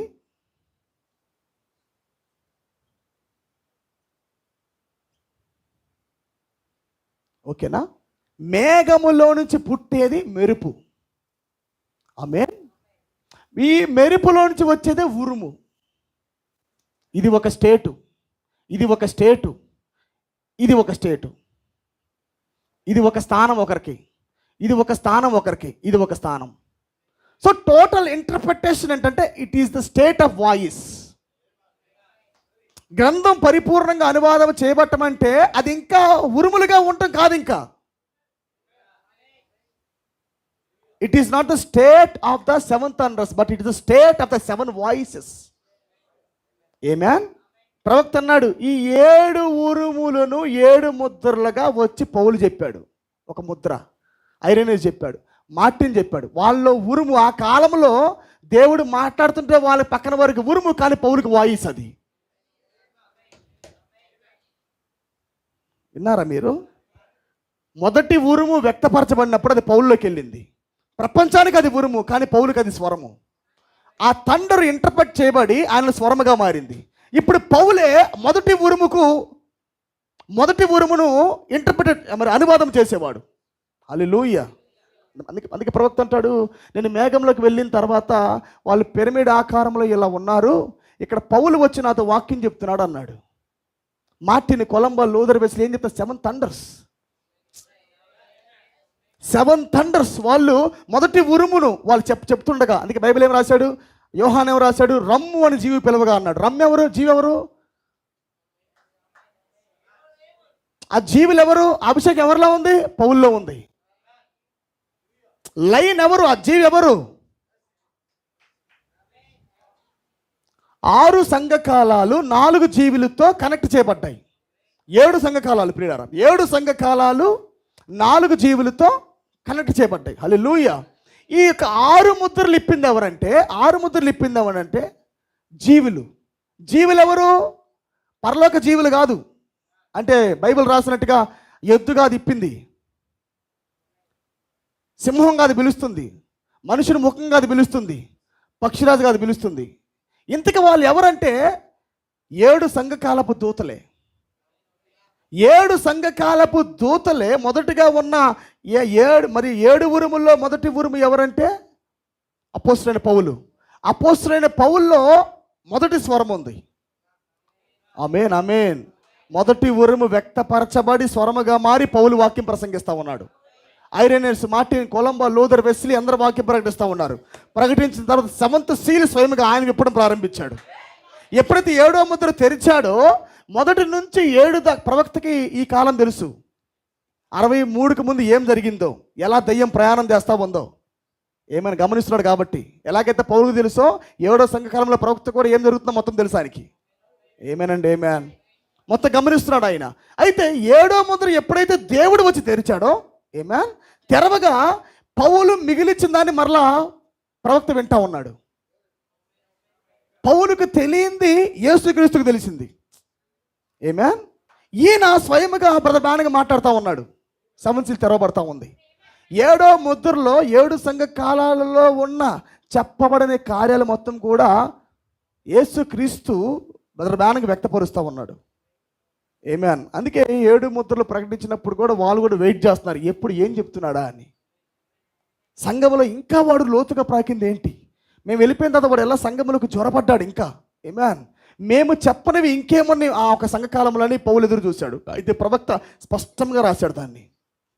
ఏమేన్ అర్థమైంది ఇప్పుడు మీకు? సో 7 థండర్స్ అని అంటే అది ఇవి కాకుండా కాదది. మీకు అర్థమైంది కదా? మొత్తం అర్థమైంది ఇప్పుడు మీకు? 7 ఉరుములు అంటే మీకు ఎవరికైనా ఉరిమిన పడుతుందా ఇప్పుడు? చెప్పాలి గట్టిగా. ఎంతమంది ఉరుములు అంటున్నారు ఇప్పుడు ఇక్కడ? మీరు వాయిస్ అంటున్నారు నాది. ఈ వాయిస్ ఏంటి? థండర్ ఒక ఇంటర్ప్రిటేషన్. థండర్ ఎక్కడన్నా నేను ఎక్కడ వినలా. It is a voice time. Already thunder మొత్తాన్ని ప్రవక్త విన్నాడు. ప్రవక్త విని దాన్ని ఒక స్టేట్లో నుంచి, ఉదాహరణకి బాగా గడ్డగట్టిన ఒక ఐస్ గడ్డ ఉంది. ఐస్ గడ్డ బాగా గడ్డగట్టింది. ఇప్పుడు నాకు చల్లటి నీళ్ళు కావాలి. చల్లటి నీళ్ళు కావాలి. ఇప్పుడు దాన్ని ఏం చేయాలి? ఆయన ఒకరేం చేయాలి? దాన్ని తీసుకొచ్చి కరగబెట్టాలా. ఏమేన్ ఇంకో స్టేట్ నుంచి ఇంకో స్టేట్కి తేవాలా. హల్లెలూయా. ఆ స్టేట్ నుంచి ఇంకో స్టేట్కి తేవాలి. అంటే డిగ్రీలు తక్కువ చేసి ఇప్పుడు నాకు వాళ్ళు వాటర్ చేయాలా, లిక్విడ్ చేయాలా. ఇది నాకు అవసరం. ఇప్పుడు నేను బతకాలంటే నాకు ఐస్ గడ్డ కాదు, నాకు మంచిలు కావాలా. హల్లెలూయా. అర్థమైందా? ఈ 7 ఉరుములనే ప్రవక్త విని ఇప్పుడు దాన్ని స్వరంగా తెచ్చాడు ఆయన. ఏమేనండి, ఏమేన్. ఇప్పుడు స్వరముగా వినపడుతున్నప్పుడు మనకి ఇప్పుడు స్పష్టమైన బయలుపడ మనకి ఇప్పుడు వచ్చేస్తా ఉంది. నువ్వు ఏమన్నా చదువు, ఇంకా తండ్రి కాదు అది.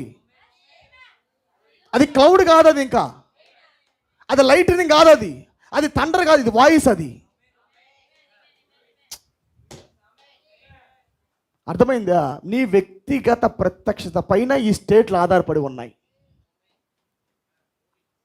అర్థమైందా? మేఘముగా చూస్తే మేఘమే కనపడుద్ది. కొద్దిగా ముందుకు వస్తే లైట్లు కనపడతాయి, కొద్ది ముందుకు వస్తే ఉరుము కనపడుద్ది, ఇంకొద్ది ముందుకు వస్తే వాయిస్ కనపడుద్ది. Amen. This is the final thunder of the final thunder. ఏంటండి?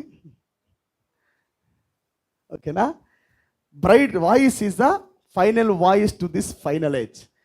వాయిస్ అంతేగాని it is the final thunder to the bright thunder to the final thunder కాదు. అర్థమైందా? It's the voice time. Hallelujah. ప్రవక్త ఎప్పుడైతే వచ్చాడో ఉరుముని మేనిఫెస్ట్ చేసుకొని interpret చేసి ఇప్పుడు ఆయన స్వరముగా ఇచ్చాడు ఆయన. అందుకే ఇప్పుడు దాకా ఇప్పటి నుంచి ఇంకా మరుగైనదంటూ ఏమీ లేదు. ఇప్పుడు వీళ్ళకి జరిగింది చూసారా, మాట్లాడుతూ ఉంటే ఉరుము మనకి ఇంకా అట్టు ఉండదు.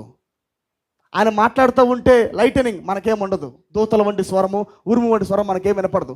ఒకవేళ దేవుడు మాట్లాడాడంటే స్పష్టంగా ఆయన ఎలా మాట్లాడాడో అంత స్పష్టంగా మనకి ఇప్పుడు వినపడిద్ది. అదే వాక్యం. మాట అంటే మళ్ళీ స్వరం కాదు, ఇట్స్ ఎ వర్డ్. నువ్వు వాక్యం చదువుతున్నప్పుడు అది నీకు స్టంబుల్ రాయిగా ఉండదు. కాబట్టి మీరు 7 ఉరుములను చాలా జాగ్రత్తగా అర్థం చేసుకోలేకపోతే మీరు మార్గం తప్పిపోతారు. ఇక్కడ 7 థండర్, ఎందుకంటే ఇవన్నీ కూడా లేఖనాలతో నువ్వు ముడేసుకొని మనం చూడవలసి ఉంది. అర్థమైందా? 7 ఉరుములను ప్రవక్త యొక్క ఉద్దేశముతో, వర్తమానముతో, బైబిల్తో మనం కనెక్ట్ చేసినప్పుడు మనం అప్పుడు కరెక్ట్గా ఉంటాం. మనము నీకు దిస్ ఇంటర్ప్రిటేషన్ టైం. ప్రతి ఒక్కరు అనువాదం చేయబడుతున్న కాలం ఇది, వ్యక్తిగతంగా ప్రత్యక్ష పొందుతున్న కాలం ఇది. కానీ your revolution must match with the 7th Angel. మన ప్రత్యక్షత ఖచ్చితంగా 7వ దూత యొక్క ఉద్దేశంతో కనెక్ట్ అవ్వాలా, బైబిల్తో కనెక్ట్ అవ్వాలా. ఏది బోధించినా ప్రవక్త బైబిల్కి బయట బోధించడు, ఏదో వచ్చిన సింబాలిక్లోకి వెళ్తాడు ఆయన. ఉరుముంది ఇక్కడ. It is a book of thunder. Amen. ఇది ఉరుముల పుస్తకం. ఇది ఆయన వెళ్తాడు. ఉరుము ఎలాగుంది అందరికి ఉరుములా కనపడుతుంది, కానీ ప్రవక్త వెళ్ళగానే స్వరంగా మారిద్ది అది. హల్లెలూయా. ఇది మనకి వ్యక్తపరిచాడు ఆయన. ఫ్రమ్ థండర్ టు వాయిస్, ఉరుము నుంచి స్వరముగా మార్చే ఒక మార్గాన్ని దేవుని ఓపెన్ చేశాడు. హల్లెలూయా. కాబట్టి ఈ విషయంలో ఎక్కడ మీరు తప్పిపోవద్దు. అర్థమైందా? మాకెవరు చెప్తారు అసలుకి? మా దగ్గరికి వచ్చి 7 ఉరుముల గురించి మాట్లాడేంత ఉందా అంటారా? Be careful. ఏమే మీరు మీ దగ్గర రాకపోవచ్చు, మీరు బాగపోవచ్చు, కానీ వాడున్నాడు. ఏమేన్. హల్లెలూయా. అందుకని వాడు కనపడే వ్యక్తి ఏం కాదు. నీ కంటికి కనపడేం రాడు, కంటికి కనపడకుండా వస్తాడు. ఏమేన్. అందుకని 7th రెవల్యూషన్ అంటే ఆల్రెడీ బయలుపరచబడింది మనకి. 7 ఉరుములు ఎప్పుడో వ్యక్తపరచబడ్డాయి. But we are in the way of the same voices, interpreted of the thunder మార్గంలో మనం ఉన్నాం మనము. ఓకేనా? Hallelujah. Glory be to God. Amen అండి. ఆమేన్. టైం ఎంత అయింది మనకి? హల్లెలూయా. చెప్పంటారా? ఒక పావు గంట జస్ట్ అలా టచ్ చేసి మనము ముందుకెళ్దాం. ఓకేనా? Glory be to God. ఎస్తేరు గ్రంథం తీయండి మరి. బ్రదర్ ఓకేనా? అందరు బాగున్నారా? అందరికి అర్థమైంది? నా మాటలు అర్థమవుతున్నాయి కదా? హల్లెలూయా. ఎస్తేరు గ్రంథము 5వ అధ్యాయం తీద్దాం ప్రియులారా. 10 minutes నేను చెబుతాను. టైం లేదు కాబట్టి నాకు just I want take only 10 minutes time. ఎస్తేరు గ్రంథము 5వ అధ్యాయము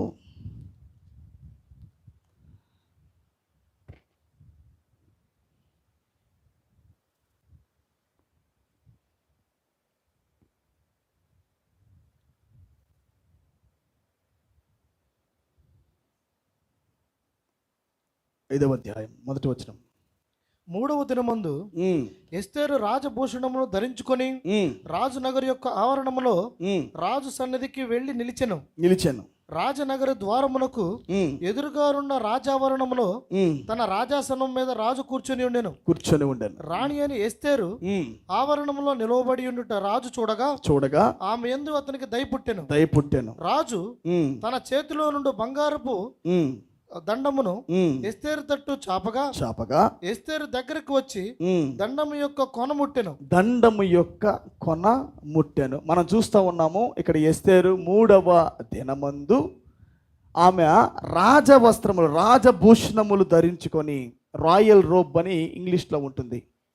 ఆమె రాజరికమైన వస్త్రములు ఆమె ధరించుకొని, ఎలాగైతే ప్రధాన యాజకుడు రాజు సన్నిధిలోకి వెళతాడో అలాగా ఈమె వస్త్రాలు ధరించుకొని ఆమె రాజు దగ్గరికి సమీపిస్తూ ఉంది ఆమె. హల్లెలూయా. నిజానికి సంవత్సరానికి ఒక్కసారే ఒక వ్యక్తి, ప్రధాన యాజకుడు ఆ స్థలంలోకి వెళ్ళాలి, రాజు ఉండే స్థలంలోకి. ఆమె ఎప్పుడు పెడితే అప్పుడు వెళ్ళకూడదు. టైం పెట్టినప్పుడు టయానికి మాత్రమే. బైబిల్లో కూడా ఉంది. ఆ ప్రధాన యాజకుడి కాలం సమీపించగా ఆ వ్యక్తి లోపలికి వెళ్ళినట్టుగా. ఆమె ఇక్కడ ఒక రూల్ ఉందన్నమాట, లా ఉంది. ఎప్పుడు పెడితే అప్పుడు రాజు సముఖంలోకి ఎవరు పడితే వాళ్ళు వెళ్ళకూడదు. హల్లెలూయా. కానీ టైంలో ప్రధాన యాజకుడు ఎలా పడితే అలా వెళ్తే మరణిస్తాడు. కానీ ఈమె రాణి ఎస్తేర్ ఏం చేసిందంటే ప్రధాన యాజకుడు వస్త్రములు ధరించుకొని రాయల్ బ్లూ, రాయల్ రోబ్, రాజభూషణములు కలిగిన వస్త్రములు ధరించుకొని ప్రధాన యాజకత్వాన్ని చేయటానికి ఇప్పుడు ఆమె అతి పరిశుద్ధ స్థలముల్లోకి వెళ్ళింది. ఆమేన్. వెళ్ళగానే ఇప్పుడు రాజు మాట్లాడుతున్న మాటలు ఏంటంటే, చదవండి ఫాస్ట్ గా. రాజు రాణి అయిన ఎస్తేరు, రాణి అయిన ఎస్తేరు, నీకేమి కావాలను, నీకేమి కావాలను, నీ మనవి ఏమిటి, నీ మనవి ఏమిటి, రాజ్యములో సగం మట్టుకు నీకు అనుగ్రహించేదని ఆమెతో చెప్పగా ఎస్తేరు రాజునకు యుక్తముగా తోచిన ఎడల నేను రాజు కొరకు సిద్ధము చేయించిన విందునకు రాజువైన తామును హామానును నేడు రావాలని కోరుచున్నానని ప్రత్యుత్తరం ఇచ్చెను. హల్లెలూయా. గమనించారు కదా, టైం కాని టైంలో రాని వెళ్ళినప్పటికీ ఆయన తన బంగారపు దండమును ఎస్తేరు తట్టు చాపాడు. ఆయన ఆమేన్. కృప చూపించాడు. ఆయన నువ్వు మరణించవులే కానీ నీ మనవి నేను అంగీకరిస్తానని దేవుడు ఎలాగైతే వచ్చి ప్రధాన యాజకుడి యొక్క ప్రార్థనలు వింటాడో, ఆమేన్, ఇక్కడ ఎస్తేరు టైం కాని టైంలో వెళ్ళినప్పటికీ దేవుడు తన ఎస్తేరు ప్రార్థనను రాజు అంగీకరించి బంగారపు దట్టిని ఇలా చాపాడు. ఆమేన్. కృప చూపించాడు ఆయన. హల్లెలూయా. ఇప్పుడు ఆమె ఏం చెప్పిందంటే, నా మనవి ఏంటంటే నాకేమీ రాజ్యంలో సగమేమొద్దు, నాకు నీ ఆస్తి ముద్దులే కానీ నాకు కావాల్సింది ఏంటంటే నేను చేస్తున్న విందులోకి మీరు రావాలయ్యా అన్నది. వస్తీ ఆనాడు విందు చేసింది, ఇంకా రాజు పిలవగా ఇంకా ఆమె రాలే. ఆమేన్. రెండవసారి ఇప్పుడు ఎస్తేరు అంటుంది, నా విందులోకి నువ్వు రావాలయ్యా అన్నది. ఓకే, ఖచ్చితంగా నేను వస్తానమ్మా అన్నాడు. అయితే ఒక చిన్న రిక్వెస్ట్ అయ్యా అన్నది. వాట్ ఈస్ ద రిక్వెస్ట్ అన్నాడు ఆయన. ఫాస్ట్కి వెళ్తున్నాను, వినని టైం లేదు కాబట్టి. వాట్ ఇస్ ద రిక్వెస్ట్ అన్నాడు ఆయన. ఆ రిక్వెస్ట్ ఏంటంటే, నీతో పాటు హామాను కూడా ఆ విందుకు రావాలన్నది. ఇంతకు ఏ విందు అది? ద్రాక్షారసపు విందు. ఆమేన్. ద్రాక్షారసపు విందు. ద్రాక్షారసం అంటే ఏంటి? కమ్యూనియన్, అంతేనా? కమ్యూనియన్ సర్వీస్ అన్నది. హల్లెలూయా. ప్రధానాజకుడు ఏం చేస్తాడు? కమ్యూనియన్ ఇస్తాడు. మెల్కిసెదెకు ఏం చేస్తాడు? Communion service. ఎక్కడికి పిలిచింది ఇప్పుడు ఆమె? ప్రభురాత్రి భోజనానికి పిలిచింది ఆమె. ఎవరెవరిని? క్రీస్తుని పిలిచింది, అలాగనే హామాను కూడా పిలిచింది. హల్లెలూయా. ఇప్పుడు హామాను అలాగనే రాజు ఇద్దరు సర్వీస్కి వచ్చారు. సర్వీస్కి రాగా ఇద్దరు మరి చక్కగా వచ్చారు, విందులో పాల్గొన్నారు. ఇక్కడ హామాను మాత్రము మరి చక్కగా ఎంజాయ్ చేస్తూ ఉన్నాడు. నన్ను పిలిచారు, అసలు రాణి నన్ను జ్ఞాపకం చేసుకోవటం, రాణి నన్ను జ్ఞాపకం ఉంచుకొని విందుకు పిలవటం ఎంత గొప్ప కార్యమని మరి హామాను బాగా సంతోషపడతా ఆనందపడతా ఉంటాడు. Praise be to God. Hallelujah. ఆనందపడిన పిదప ఓకే ఈ మొత్తము తర్వాత హామాను నీకు ఉందిలే అనుకొని సైలెంట్గా రానైతే విందుకు పిలుస్తుంది పిల్లారా. ఏమేనండి ఏమేన్. తర్వాత ఇప్పుడు మన కొద్దిగా జంప్ అయిపోయి ఈ యొక్క 5వ అధ్యాయంలో విందుకు పిలిచింది. 5 చివరిలో ఇక్కడ హామాను ఒక ఉర్రుకోయిని సిద్ధపరుస్తూ ఉంటాడు. కొద్ది జాగ్రత్తగా వెళ్దాం. ఎవరి కొరకు? అతని భార్య. నీకు తెలుసు కాబట్టి కొద్ది ఫాస్ట్గా చెప్తే నా బండి నేను ఫాస్ట్కి వెళ్తా. ఎవరి కొరకు సిద్ధపరుస్తాడు? మొర్దుకై కొరకు. మొర్దుకయ్యే ఎస్తేరుని పెంచాడు. అవునా కదా? అమ్మా నాన్న ఎస్తేరుకు ఉన్నారా? అమ్మా నాన్న లేని అమ్మాయి ఆమె. ఓకేనా? తల్లిదండ్రి లేని అమ్మాయి. అమ్మా నాన్న లేని వాడు. Glory be to God. ఓకేనా? అమ్మా నాన్న లేనివాడు అంట ఆయన. తల్లి లేనివాడు, తండ్రి లేనివాడు. Praise be to God. మొర్దెకాయి ఎస్తేరుని పెంచుతూ ఉన్నాడు.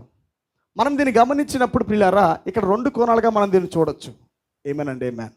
మొర్దెకాయి 7 సంఘకాలాలుగా పరిశుద్ధాత్మక పరిచర్య జరిగిస్తూ ఎస్తేరుని ఇక్కడ చెక్కుతూ ఉన్నాడు ఆయన.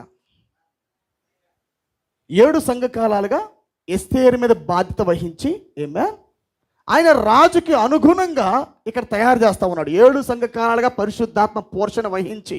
ఆమేన్. ఈ మొర్దెకాయే హామానికి లొంగనవాడు.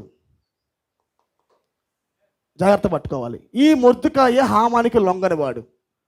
ఈ రాజ్యాల మొత్తం నీకు ఇస్తానన్న లొంగనివాడు.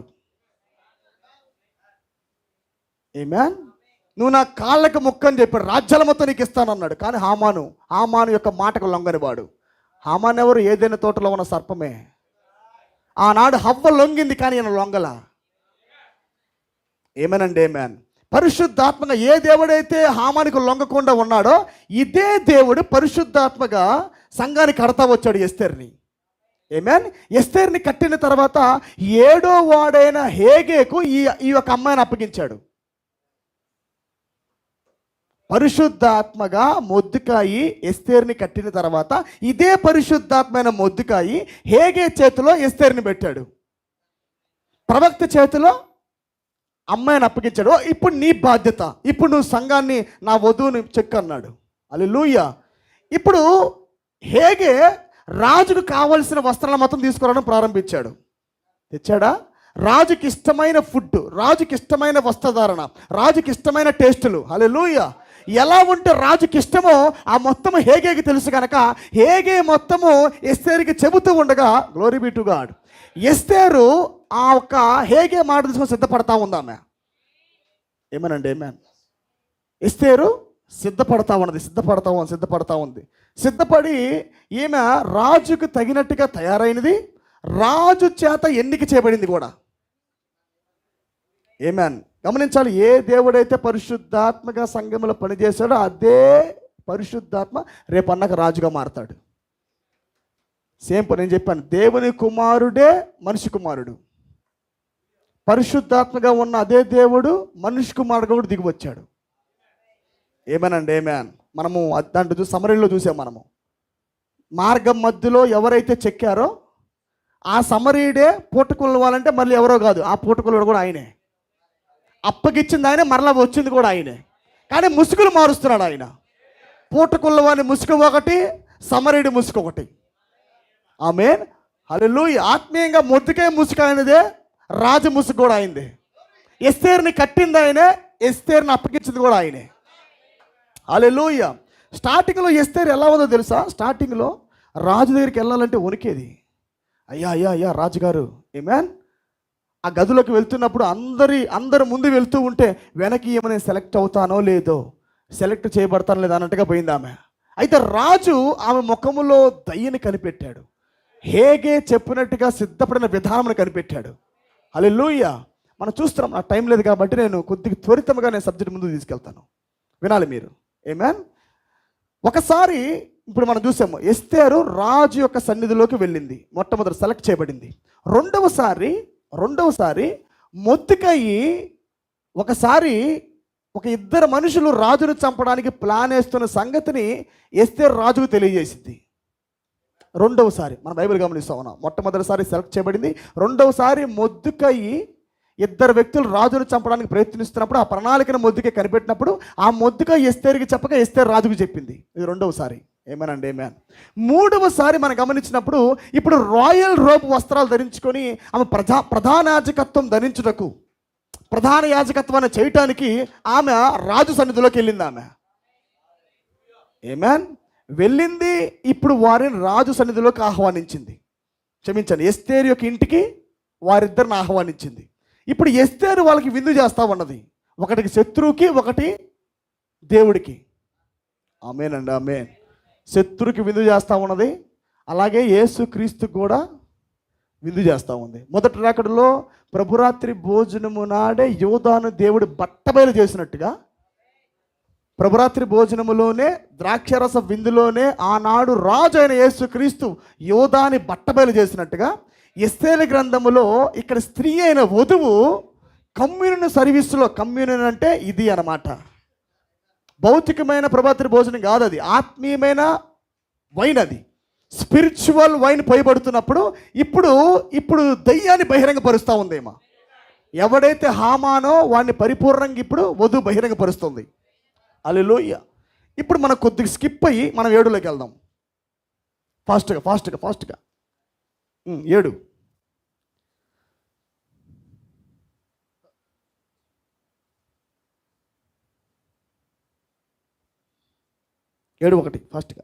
రాజును హామానును రాణి అని ఎస్తేరు నొద్దకు విందునకు రాగా రాజు, ఎస్తేరు రాణి, నీ విజ్ఞాపన ఏమిటి? అది నీకు అనుగ్రహింపబడును. నీ మనవి ఏమిటి? రాజ్యంలో సగం మట్టుకైనను నీకు అనుగ్రహించేదని రెండవ నాడు ద్రాక్షరసపు విందులో ఎస్తేరుతో అనెను. రెండవ నాడు ఓకేనా? మరలా ఆయన ఇంకో మాట అన్నాడు. రెండవ నాడు మరలా చెప్పాడు, ఈ రాజ్యంలో సగం మట్టుకు నీకు ఇస్తాను, ఇంతకు నీ యొక్క మనవి ఏంటని మరలా రాజు అడిగాడు. హల్లెలూయా. వింటున్నారా మీరందరూ కూడా?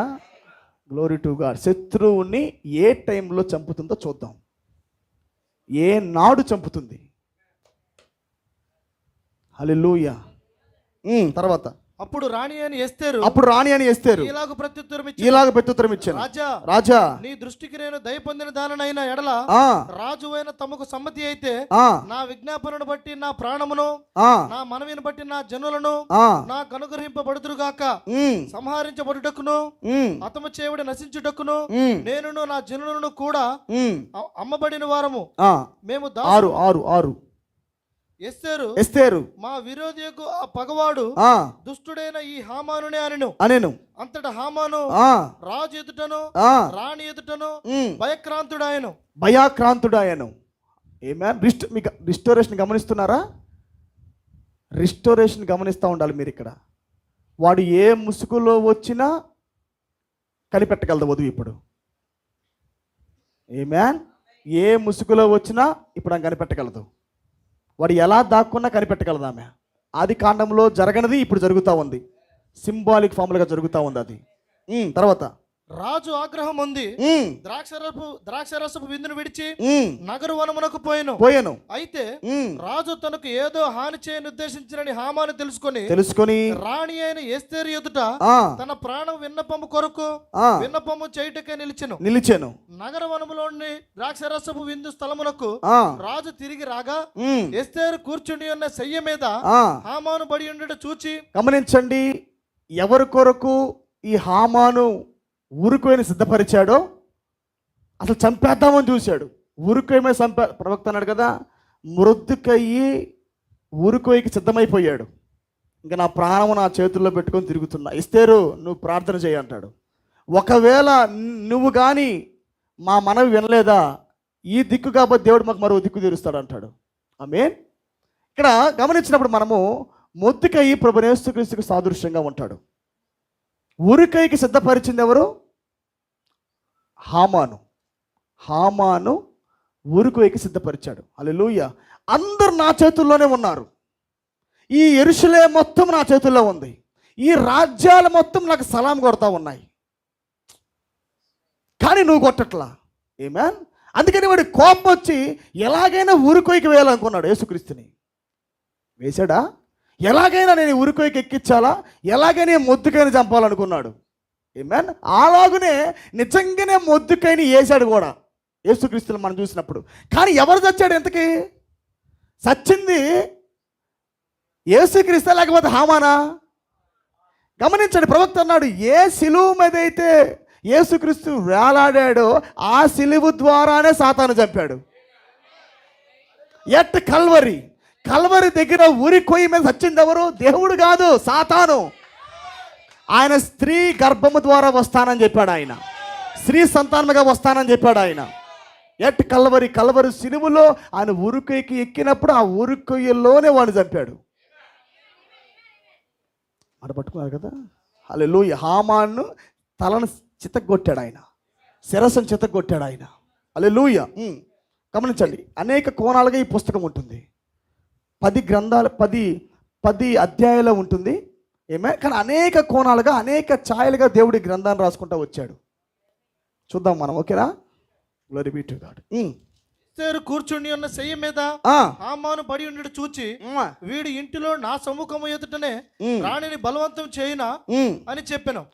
ఆ మాట రాజు నోట రాగానే బంటులు హామాను ముఖమునకు ముసుగు వేసిరి. రాజు ముందు నుండి షండులలో హర్బోనా అనునొకడు ఏలినవాడా చిత్తగించుము, రాజు మేలు కొరకు మాట్లాడిన మొర్దికైని ఉరి తీయుటకు హామాను చేయించిన 50 మూరల ఎత్తుగల ఉరికొయ్య హామాను ఇంటి యొద్ద నాటబడి ఉన్నదనగా రాజు. ఇంతకీ ఆ సిలువు సిద్ధపరిచింది ఎవరు? దేవుడు చేసుకున్నాడు సిలువుని.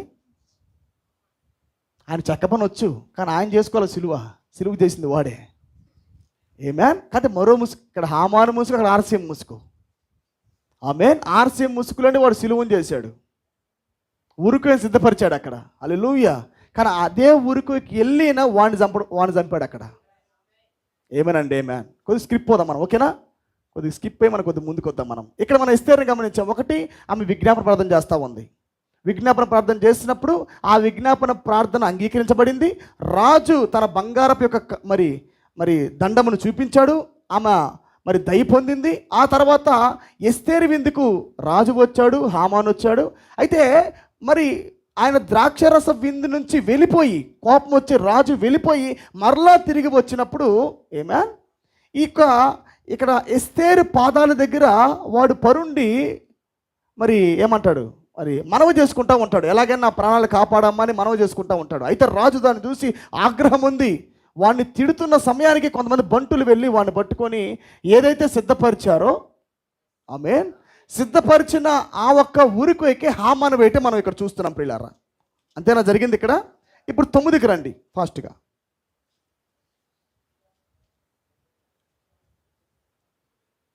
9 ప్రియులారా. 9:5 వారు చదవండి, లేకపోతే మీకు తెలుసు కాబట్టి నేను దాన్ని కొద్దిగా ఫాస్ట్గా. యూదులు తమ శత్రువులందరినీ కత్తివాత హతము చేసి వారి నాశనం చేసి మనసు తీరా తమ విరుదులకు చేసిరి. షూషాను కోట యందు యూదులు 500 మందిని చంపి నాశనం చేసిరి.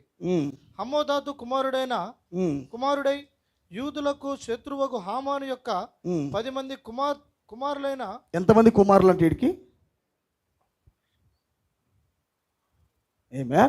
హామానికి 10 మంది కుమారులు. ముసుగు గమనించాలి మీరు, మీరు గమనించాలి. 10 మందే ఇడికి కుమారులు. హామాన్ ఎక్కడున్నాడు ఇప్పుడు? ఆమేన్. నీ దేహానికి 5 ఉన్నారు, నీ ఆత్మకి 5 ఉన్నారు. 10 మంది కుమారులు ఇప్పుడు నీ దేహానికి వచ్చారా? హామాను కొడుకులు ఉన్నారా నీ లోపల? లేరా? హల్లెలూయా. హామాను కొడుకులను దేని ద్వారా చంపిందేమా? ఏ సర్వీస్లో పిలిచి చంపిందేమా? ఆమేన్. ద్రాక్షరస విందుకు పిలిచి, ద్రాక్షరస విందులో రాజుకి శత్రువు ఏంటో బయలుపరిచి, ఆమేన్, శత్రువుకి ఆగ్రహం, మరి దేవుడికి ఆగ్రహం తెప్పించి వాడు సిద్ధపరిచిన ఉరికొయ్యక వాడిని ఎక్కించింది. అక్కడ మాత్రమే కాదు, కానీ యూదులకు వ్యతిరేకంగా తిరిగిన ప్రతి ఒక్కరిని చంపుకుంటూ వెళ్ళారు వాళ్ళు. అది మాత్రమే కాదు, కానీ హామాను కుమారులైన 10 మందిని కూడా ఇక్కడ చంపడం మనం చూస్తాం మనం లేఖనములో. ఏమేనండి గమనించండి. ఇప్పుడు మనం 9 గమనించినప్పుడు కింద బెదరు. ఆ దినము షూషాను కోట యందు చంపబడిన వారి లెక్క రాజునకు తెలియజెప్పగా రాజు రాణి అయిన ఎస్తేరుతో చాలా జాగ్రత్త గమనించాలి. చూడండి కొద్దిగా గమనించండి. From priesthood to queen. ఆమె రాణిగా ఉన్నప్పటికీ ఆమె యాజకత్వం చేసింది, ఇంటర్సెషన్ చేసింది, ప్రాతినిధ్యాన్ని వహించింది, రాయల్ రోబ్ వేసుకుంది. విన్నారా? కింగ్ ప్యాలెస్లోకి, రాజు యొక్క నగరిలోనికి, అతి పరిశుద్ధ స్థలంలోనికి ప్రధాన యాజకత్వం లాగా ధరించి లోపలికి వెళ్ళింది. ఆమె ద్రాక్షరసాన్ని ఇచ్చింది, దానితో పాటు ప్రాతినిధ్యాన్ని వహించింది. తన ఒక జనములను చంపుతున్న వారి కొరకు ప్రాతినిధ్యం వహించింది. దాని తర్వాత ఇప్పుడు ఆమె from intercession ministry to, from high priest ministry to ఇప్పుడు క్వీన్ మినిస్ట్రీలోకి వెళ్తుంది ఆమె పరిపాలించే స్థానంలోకి వెళ్తుంది. ఇప్పుడు దాకా రాజును పట్టుకుంది. ప్రభువా నువ్వు చెయ్యాలి, ప్రభువా నా విందుకు నువ్వు రా, ప్రభువా శత్రువు ఉన్నాడు, ప్రభువా దయచేసి నువ్వు రానాయనా అని ప్రార్థన చేసింది. ఆయన మనవి కోరుకుంది, మొత్తం జరిగిస్తూ ఉంది. ఇప్పుడు ఏం చేస్తుందంటే, ఇప్పుడు రాజు అంటున్నాడు రాణి అని ఎస్తేరు, రాజు రాణి అని ఎస్తేరుతో యూదులు షూషాను కోట యందు 500 మంది హామాను యొక్క 10 మంది కుమారులను బొత్తిగా నాశనం చేసి ఉన్నారు. రాజు యొక్క కొదువు సంస్థానములలో వారు ఏమి చేసి ఉందరో ఇప్పుడు నీ మనవి ఏమిటి? అది నీకు అనుగ్రహింపబడును. నీవు ఇంకనూ అడుగునదేమి? అది దయచేయబడునని సెలవీగా ఎస్తేరు రాజువైన తమకు సమ్మతి అయిన ఎడల ఈ దినము జరిగిన చొప్పున షూషాను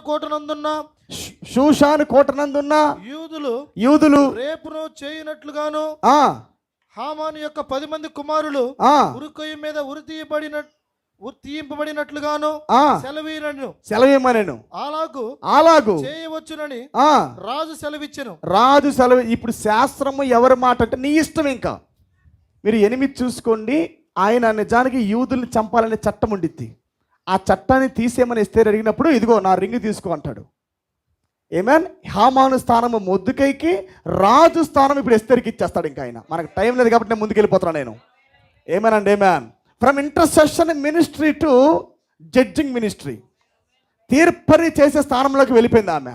హల్లెలూయా. ఇప్పుడు రాజు మాట కాదు, ఇంకా నేను కాదు చేస్తారు, నీకేం కావాలంటున్నాడు ఇప్పుడు. ఏమో రాజు శాస్త్రం, నా ఉంగరం తీసుకో, నీ ఇష్టం, ముద్ర వేసుకో, ఇప్పుడే నువ్వు శాసనాలు మార్చుకో, నువ్వు లా మార్చుకో, నీ ఇష్టం.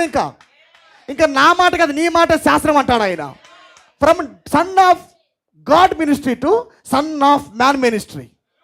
హల్లెలూయా. ఇంటర్సెషన్ మినిస్ట్రీలో నుండి, ప్రాతినిధ్యం వహించిన పరిచర్యలో నుంచి, హల్లెలూయా, ఇప్పుడు ఎలాగవుతుంది? జడ్జిమెంట్ ఇచ్చే పరిచర్య, తీర్పులు ప్రకటించే పరిచర్య. యూదులకు వ్యతిరేకంగా ఎవరున్నా సరే వారి మీద తీర్పు ప్రకటిస్తూ ఉంది ఇప్పుడు ఆమె. ఊరికోకి ఎక్కిన ఆయన. హల్లెలూయా. ఎలాగైతే వాళ్ళ నాన్న మరణించాడో ఈ రాజ్యం మొత్తం మరణించాలా. మీరు చూడండి, యూదులకు భయపడి అనేక మంది ఆ మతాన్ని స్వీకరించారంట. ఆమె యూదులకు భయపడిపోయారంట, ఎక్కడెక్కడ దాక్కుందామని. ఎవరిని బట్టి? బై ఎస్తేర్ అన్ని దేశంలో ఉన్న ఎస్తేరుని బట్టి, ఆమె ప్రాతినిధ్యాన్ని బట్టి, ఆమె జడ్జిమెంట్ బట్టి ప్రపంచం మొత్తానికి తీర్పు తెచ్చింది ఆమె.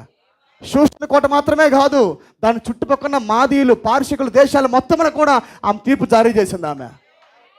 From intercession ministry to judge ministry, from son of God ministry to son of man ministry.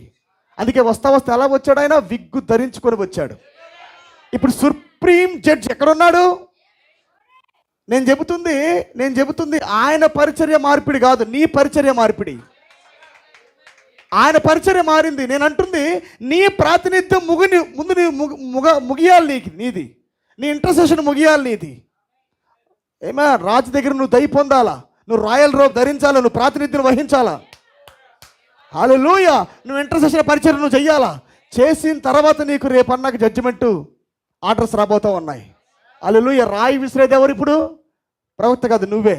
ప్రవక్తలో జరిగింది from son of God to son of man, from intercession ministry to judging ministry.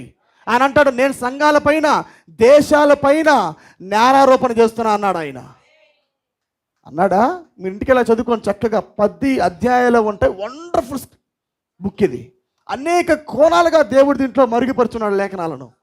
ఏమేనండి ఎందుకంటే నేను subject కొనసాగిస్తున్నాను కాబట్టి దాన్ని మళ్ళీ రావాల్సి వచ్చింది. From intercession, from high priest ministry to supreme judge ministry. ఏమనండి పరిపాలించే స్థాయికి. ఇంకా రాజు లేడు. ఇంకా నీ మాట రెస్తేరు నువ్వు చెప్పు, నీ మాట శాసనం అంటాడు. ఉంగరం నీ కాడే ఉందగా, లా కొట్టుకో అంటాడు. ఏమన్ ఎక్కడుంది ఉంగరం? ఇప్పుడు ఉంగరము వచ్చి ఈ ఉంగరం నీ లోపలికి వెళ్ళింది. సుప్రీం జడ్జి అంటే ఏంది? It's a ring. లా. ఒక్కసారి దేవుడు రాయి విసిరాడంటే ప్రవక్త రాయి శాసనం, అది అలస్కాక తీర్పు అంటే ఇంకా శాసనం అది. విన్నారా? రాజరికం ఇటు మారిపోయింది. లా నియమాలు ఇప్పుడు మారిపోయినాయి ప్రియులారా. కాబట్టి వ్యక్తిగతంగా నీ లోపల నీ పరిచర్యలను మార్పును గమనించాలా. బైబిల్ క్రొత్తగా మారడం మాత్రమే కాదు, not only interpretation but the ministry changing. నా మాట అర్థమైందా మీకు? క్లారిటీ పట్టుకుంటున్నారా? ఎవరైతే ప్రాతినిధ్యం వహిస్తున్నారో వారు మాత్రమే రేపన్నాక పరిపాలించే స్థానంలోకి వెళ్ళబోతున్నారు. ఏమైనా మరలా వినండి, ఓకేనా? దీని అవసరమైతే దేవుడు కృప ఉంటే మనం ముందు కొనసాగిద్దాం. టైం చాలా ఆలస్యం అవుతుంది. God bless you.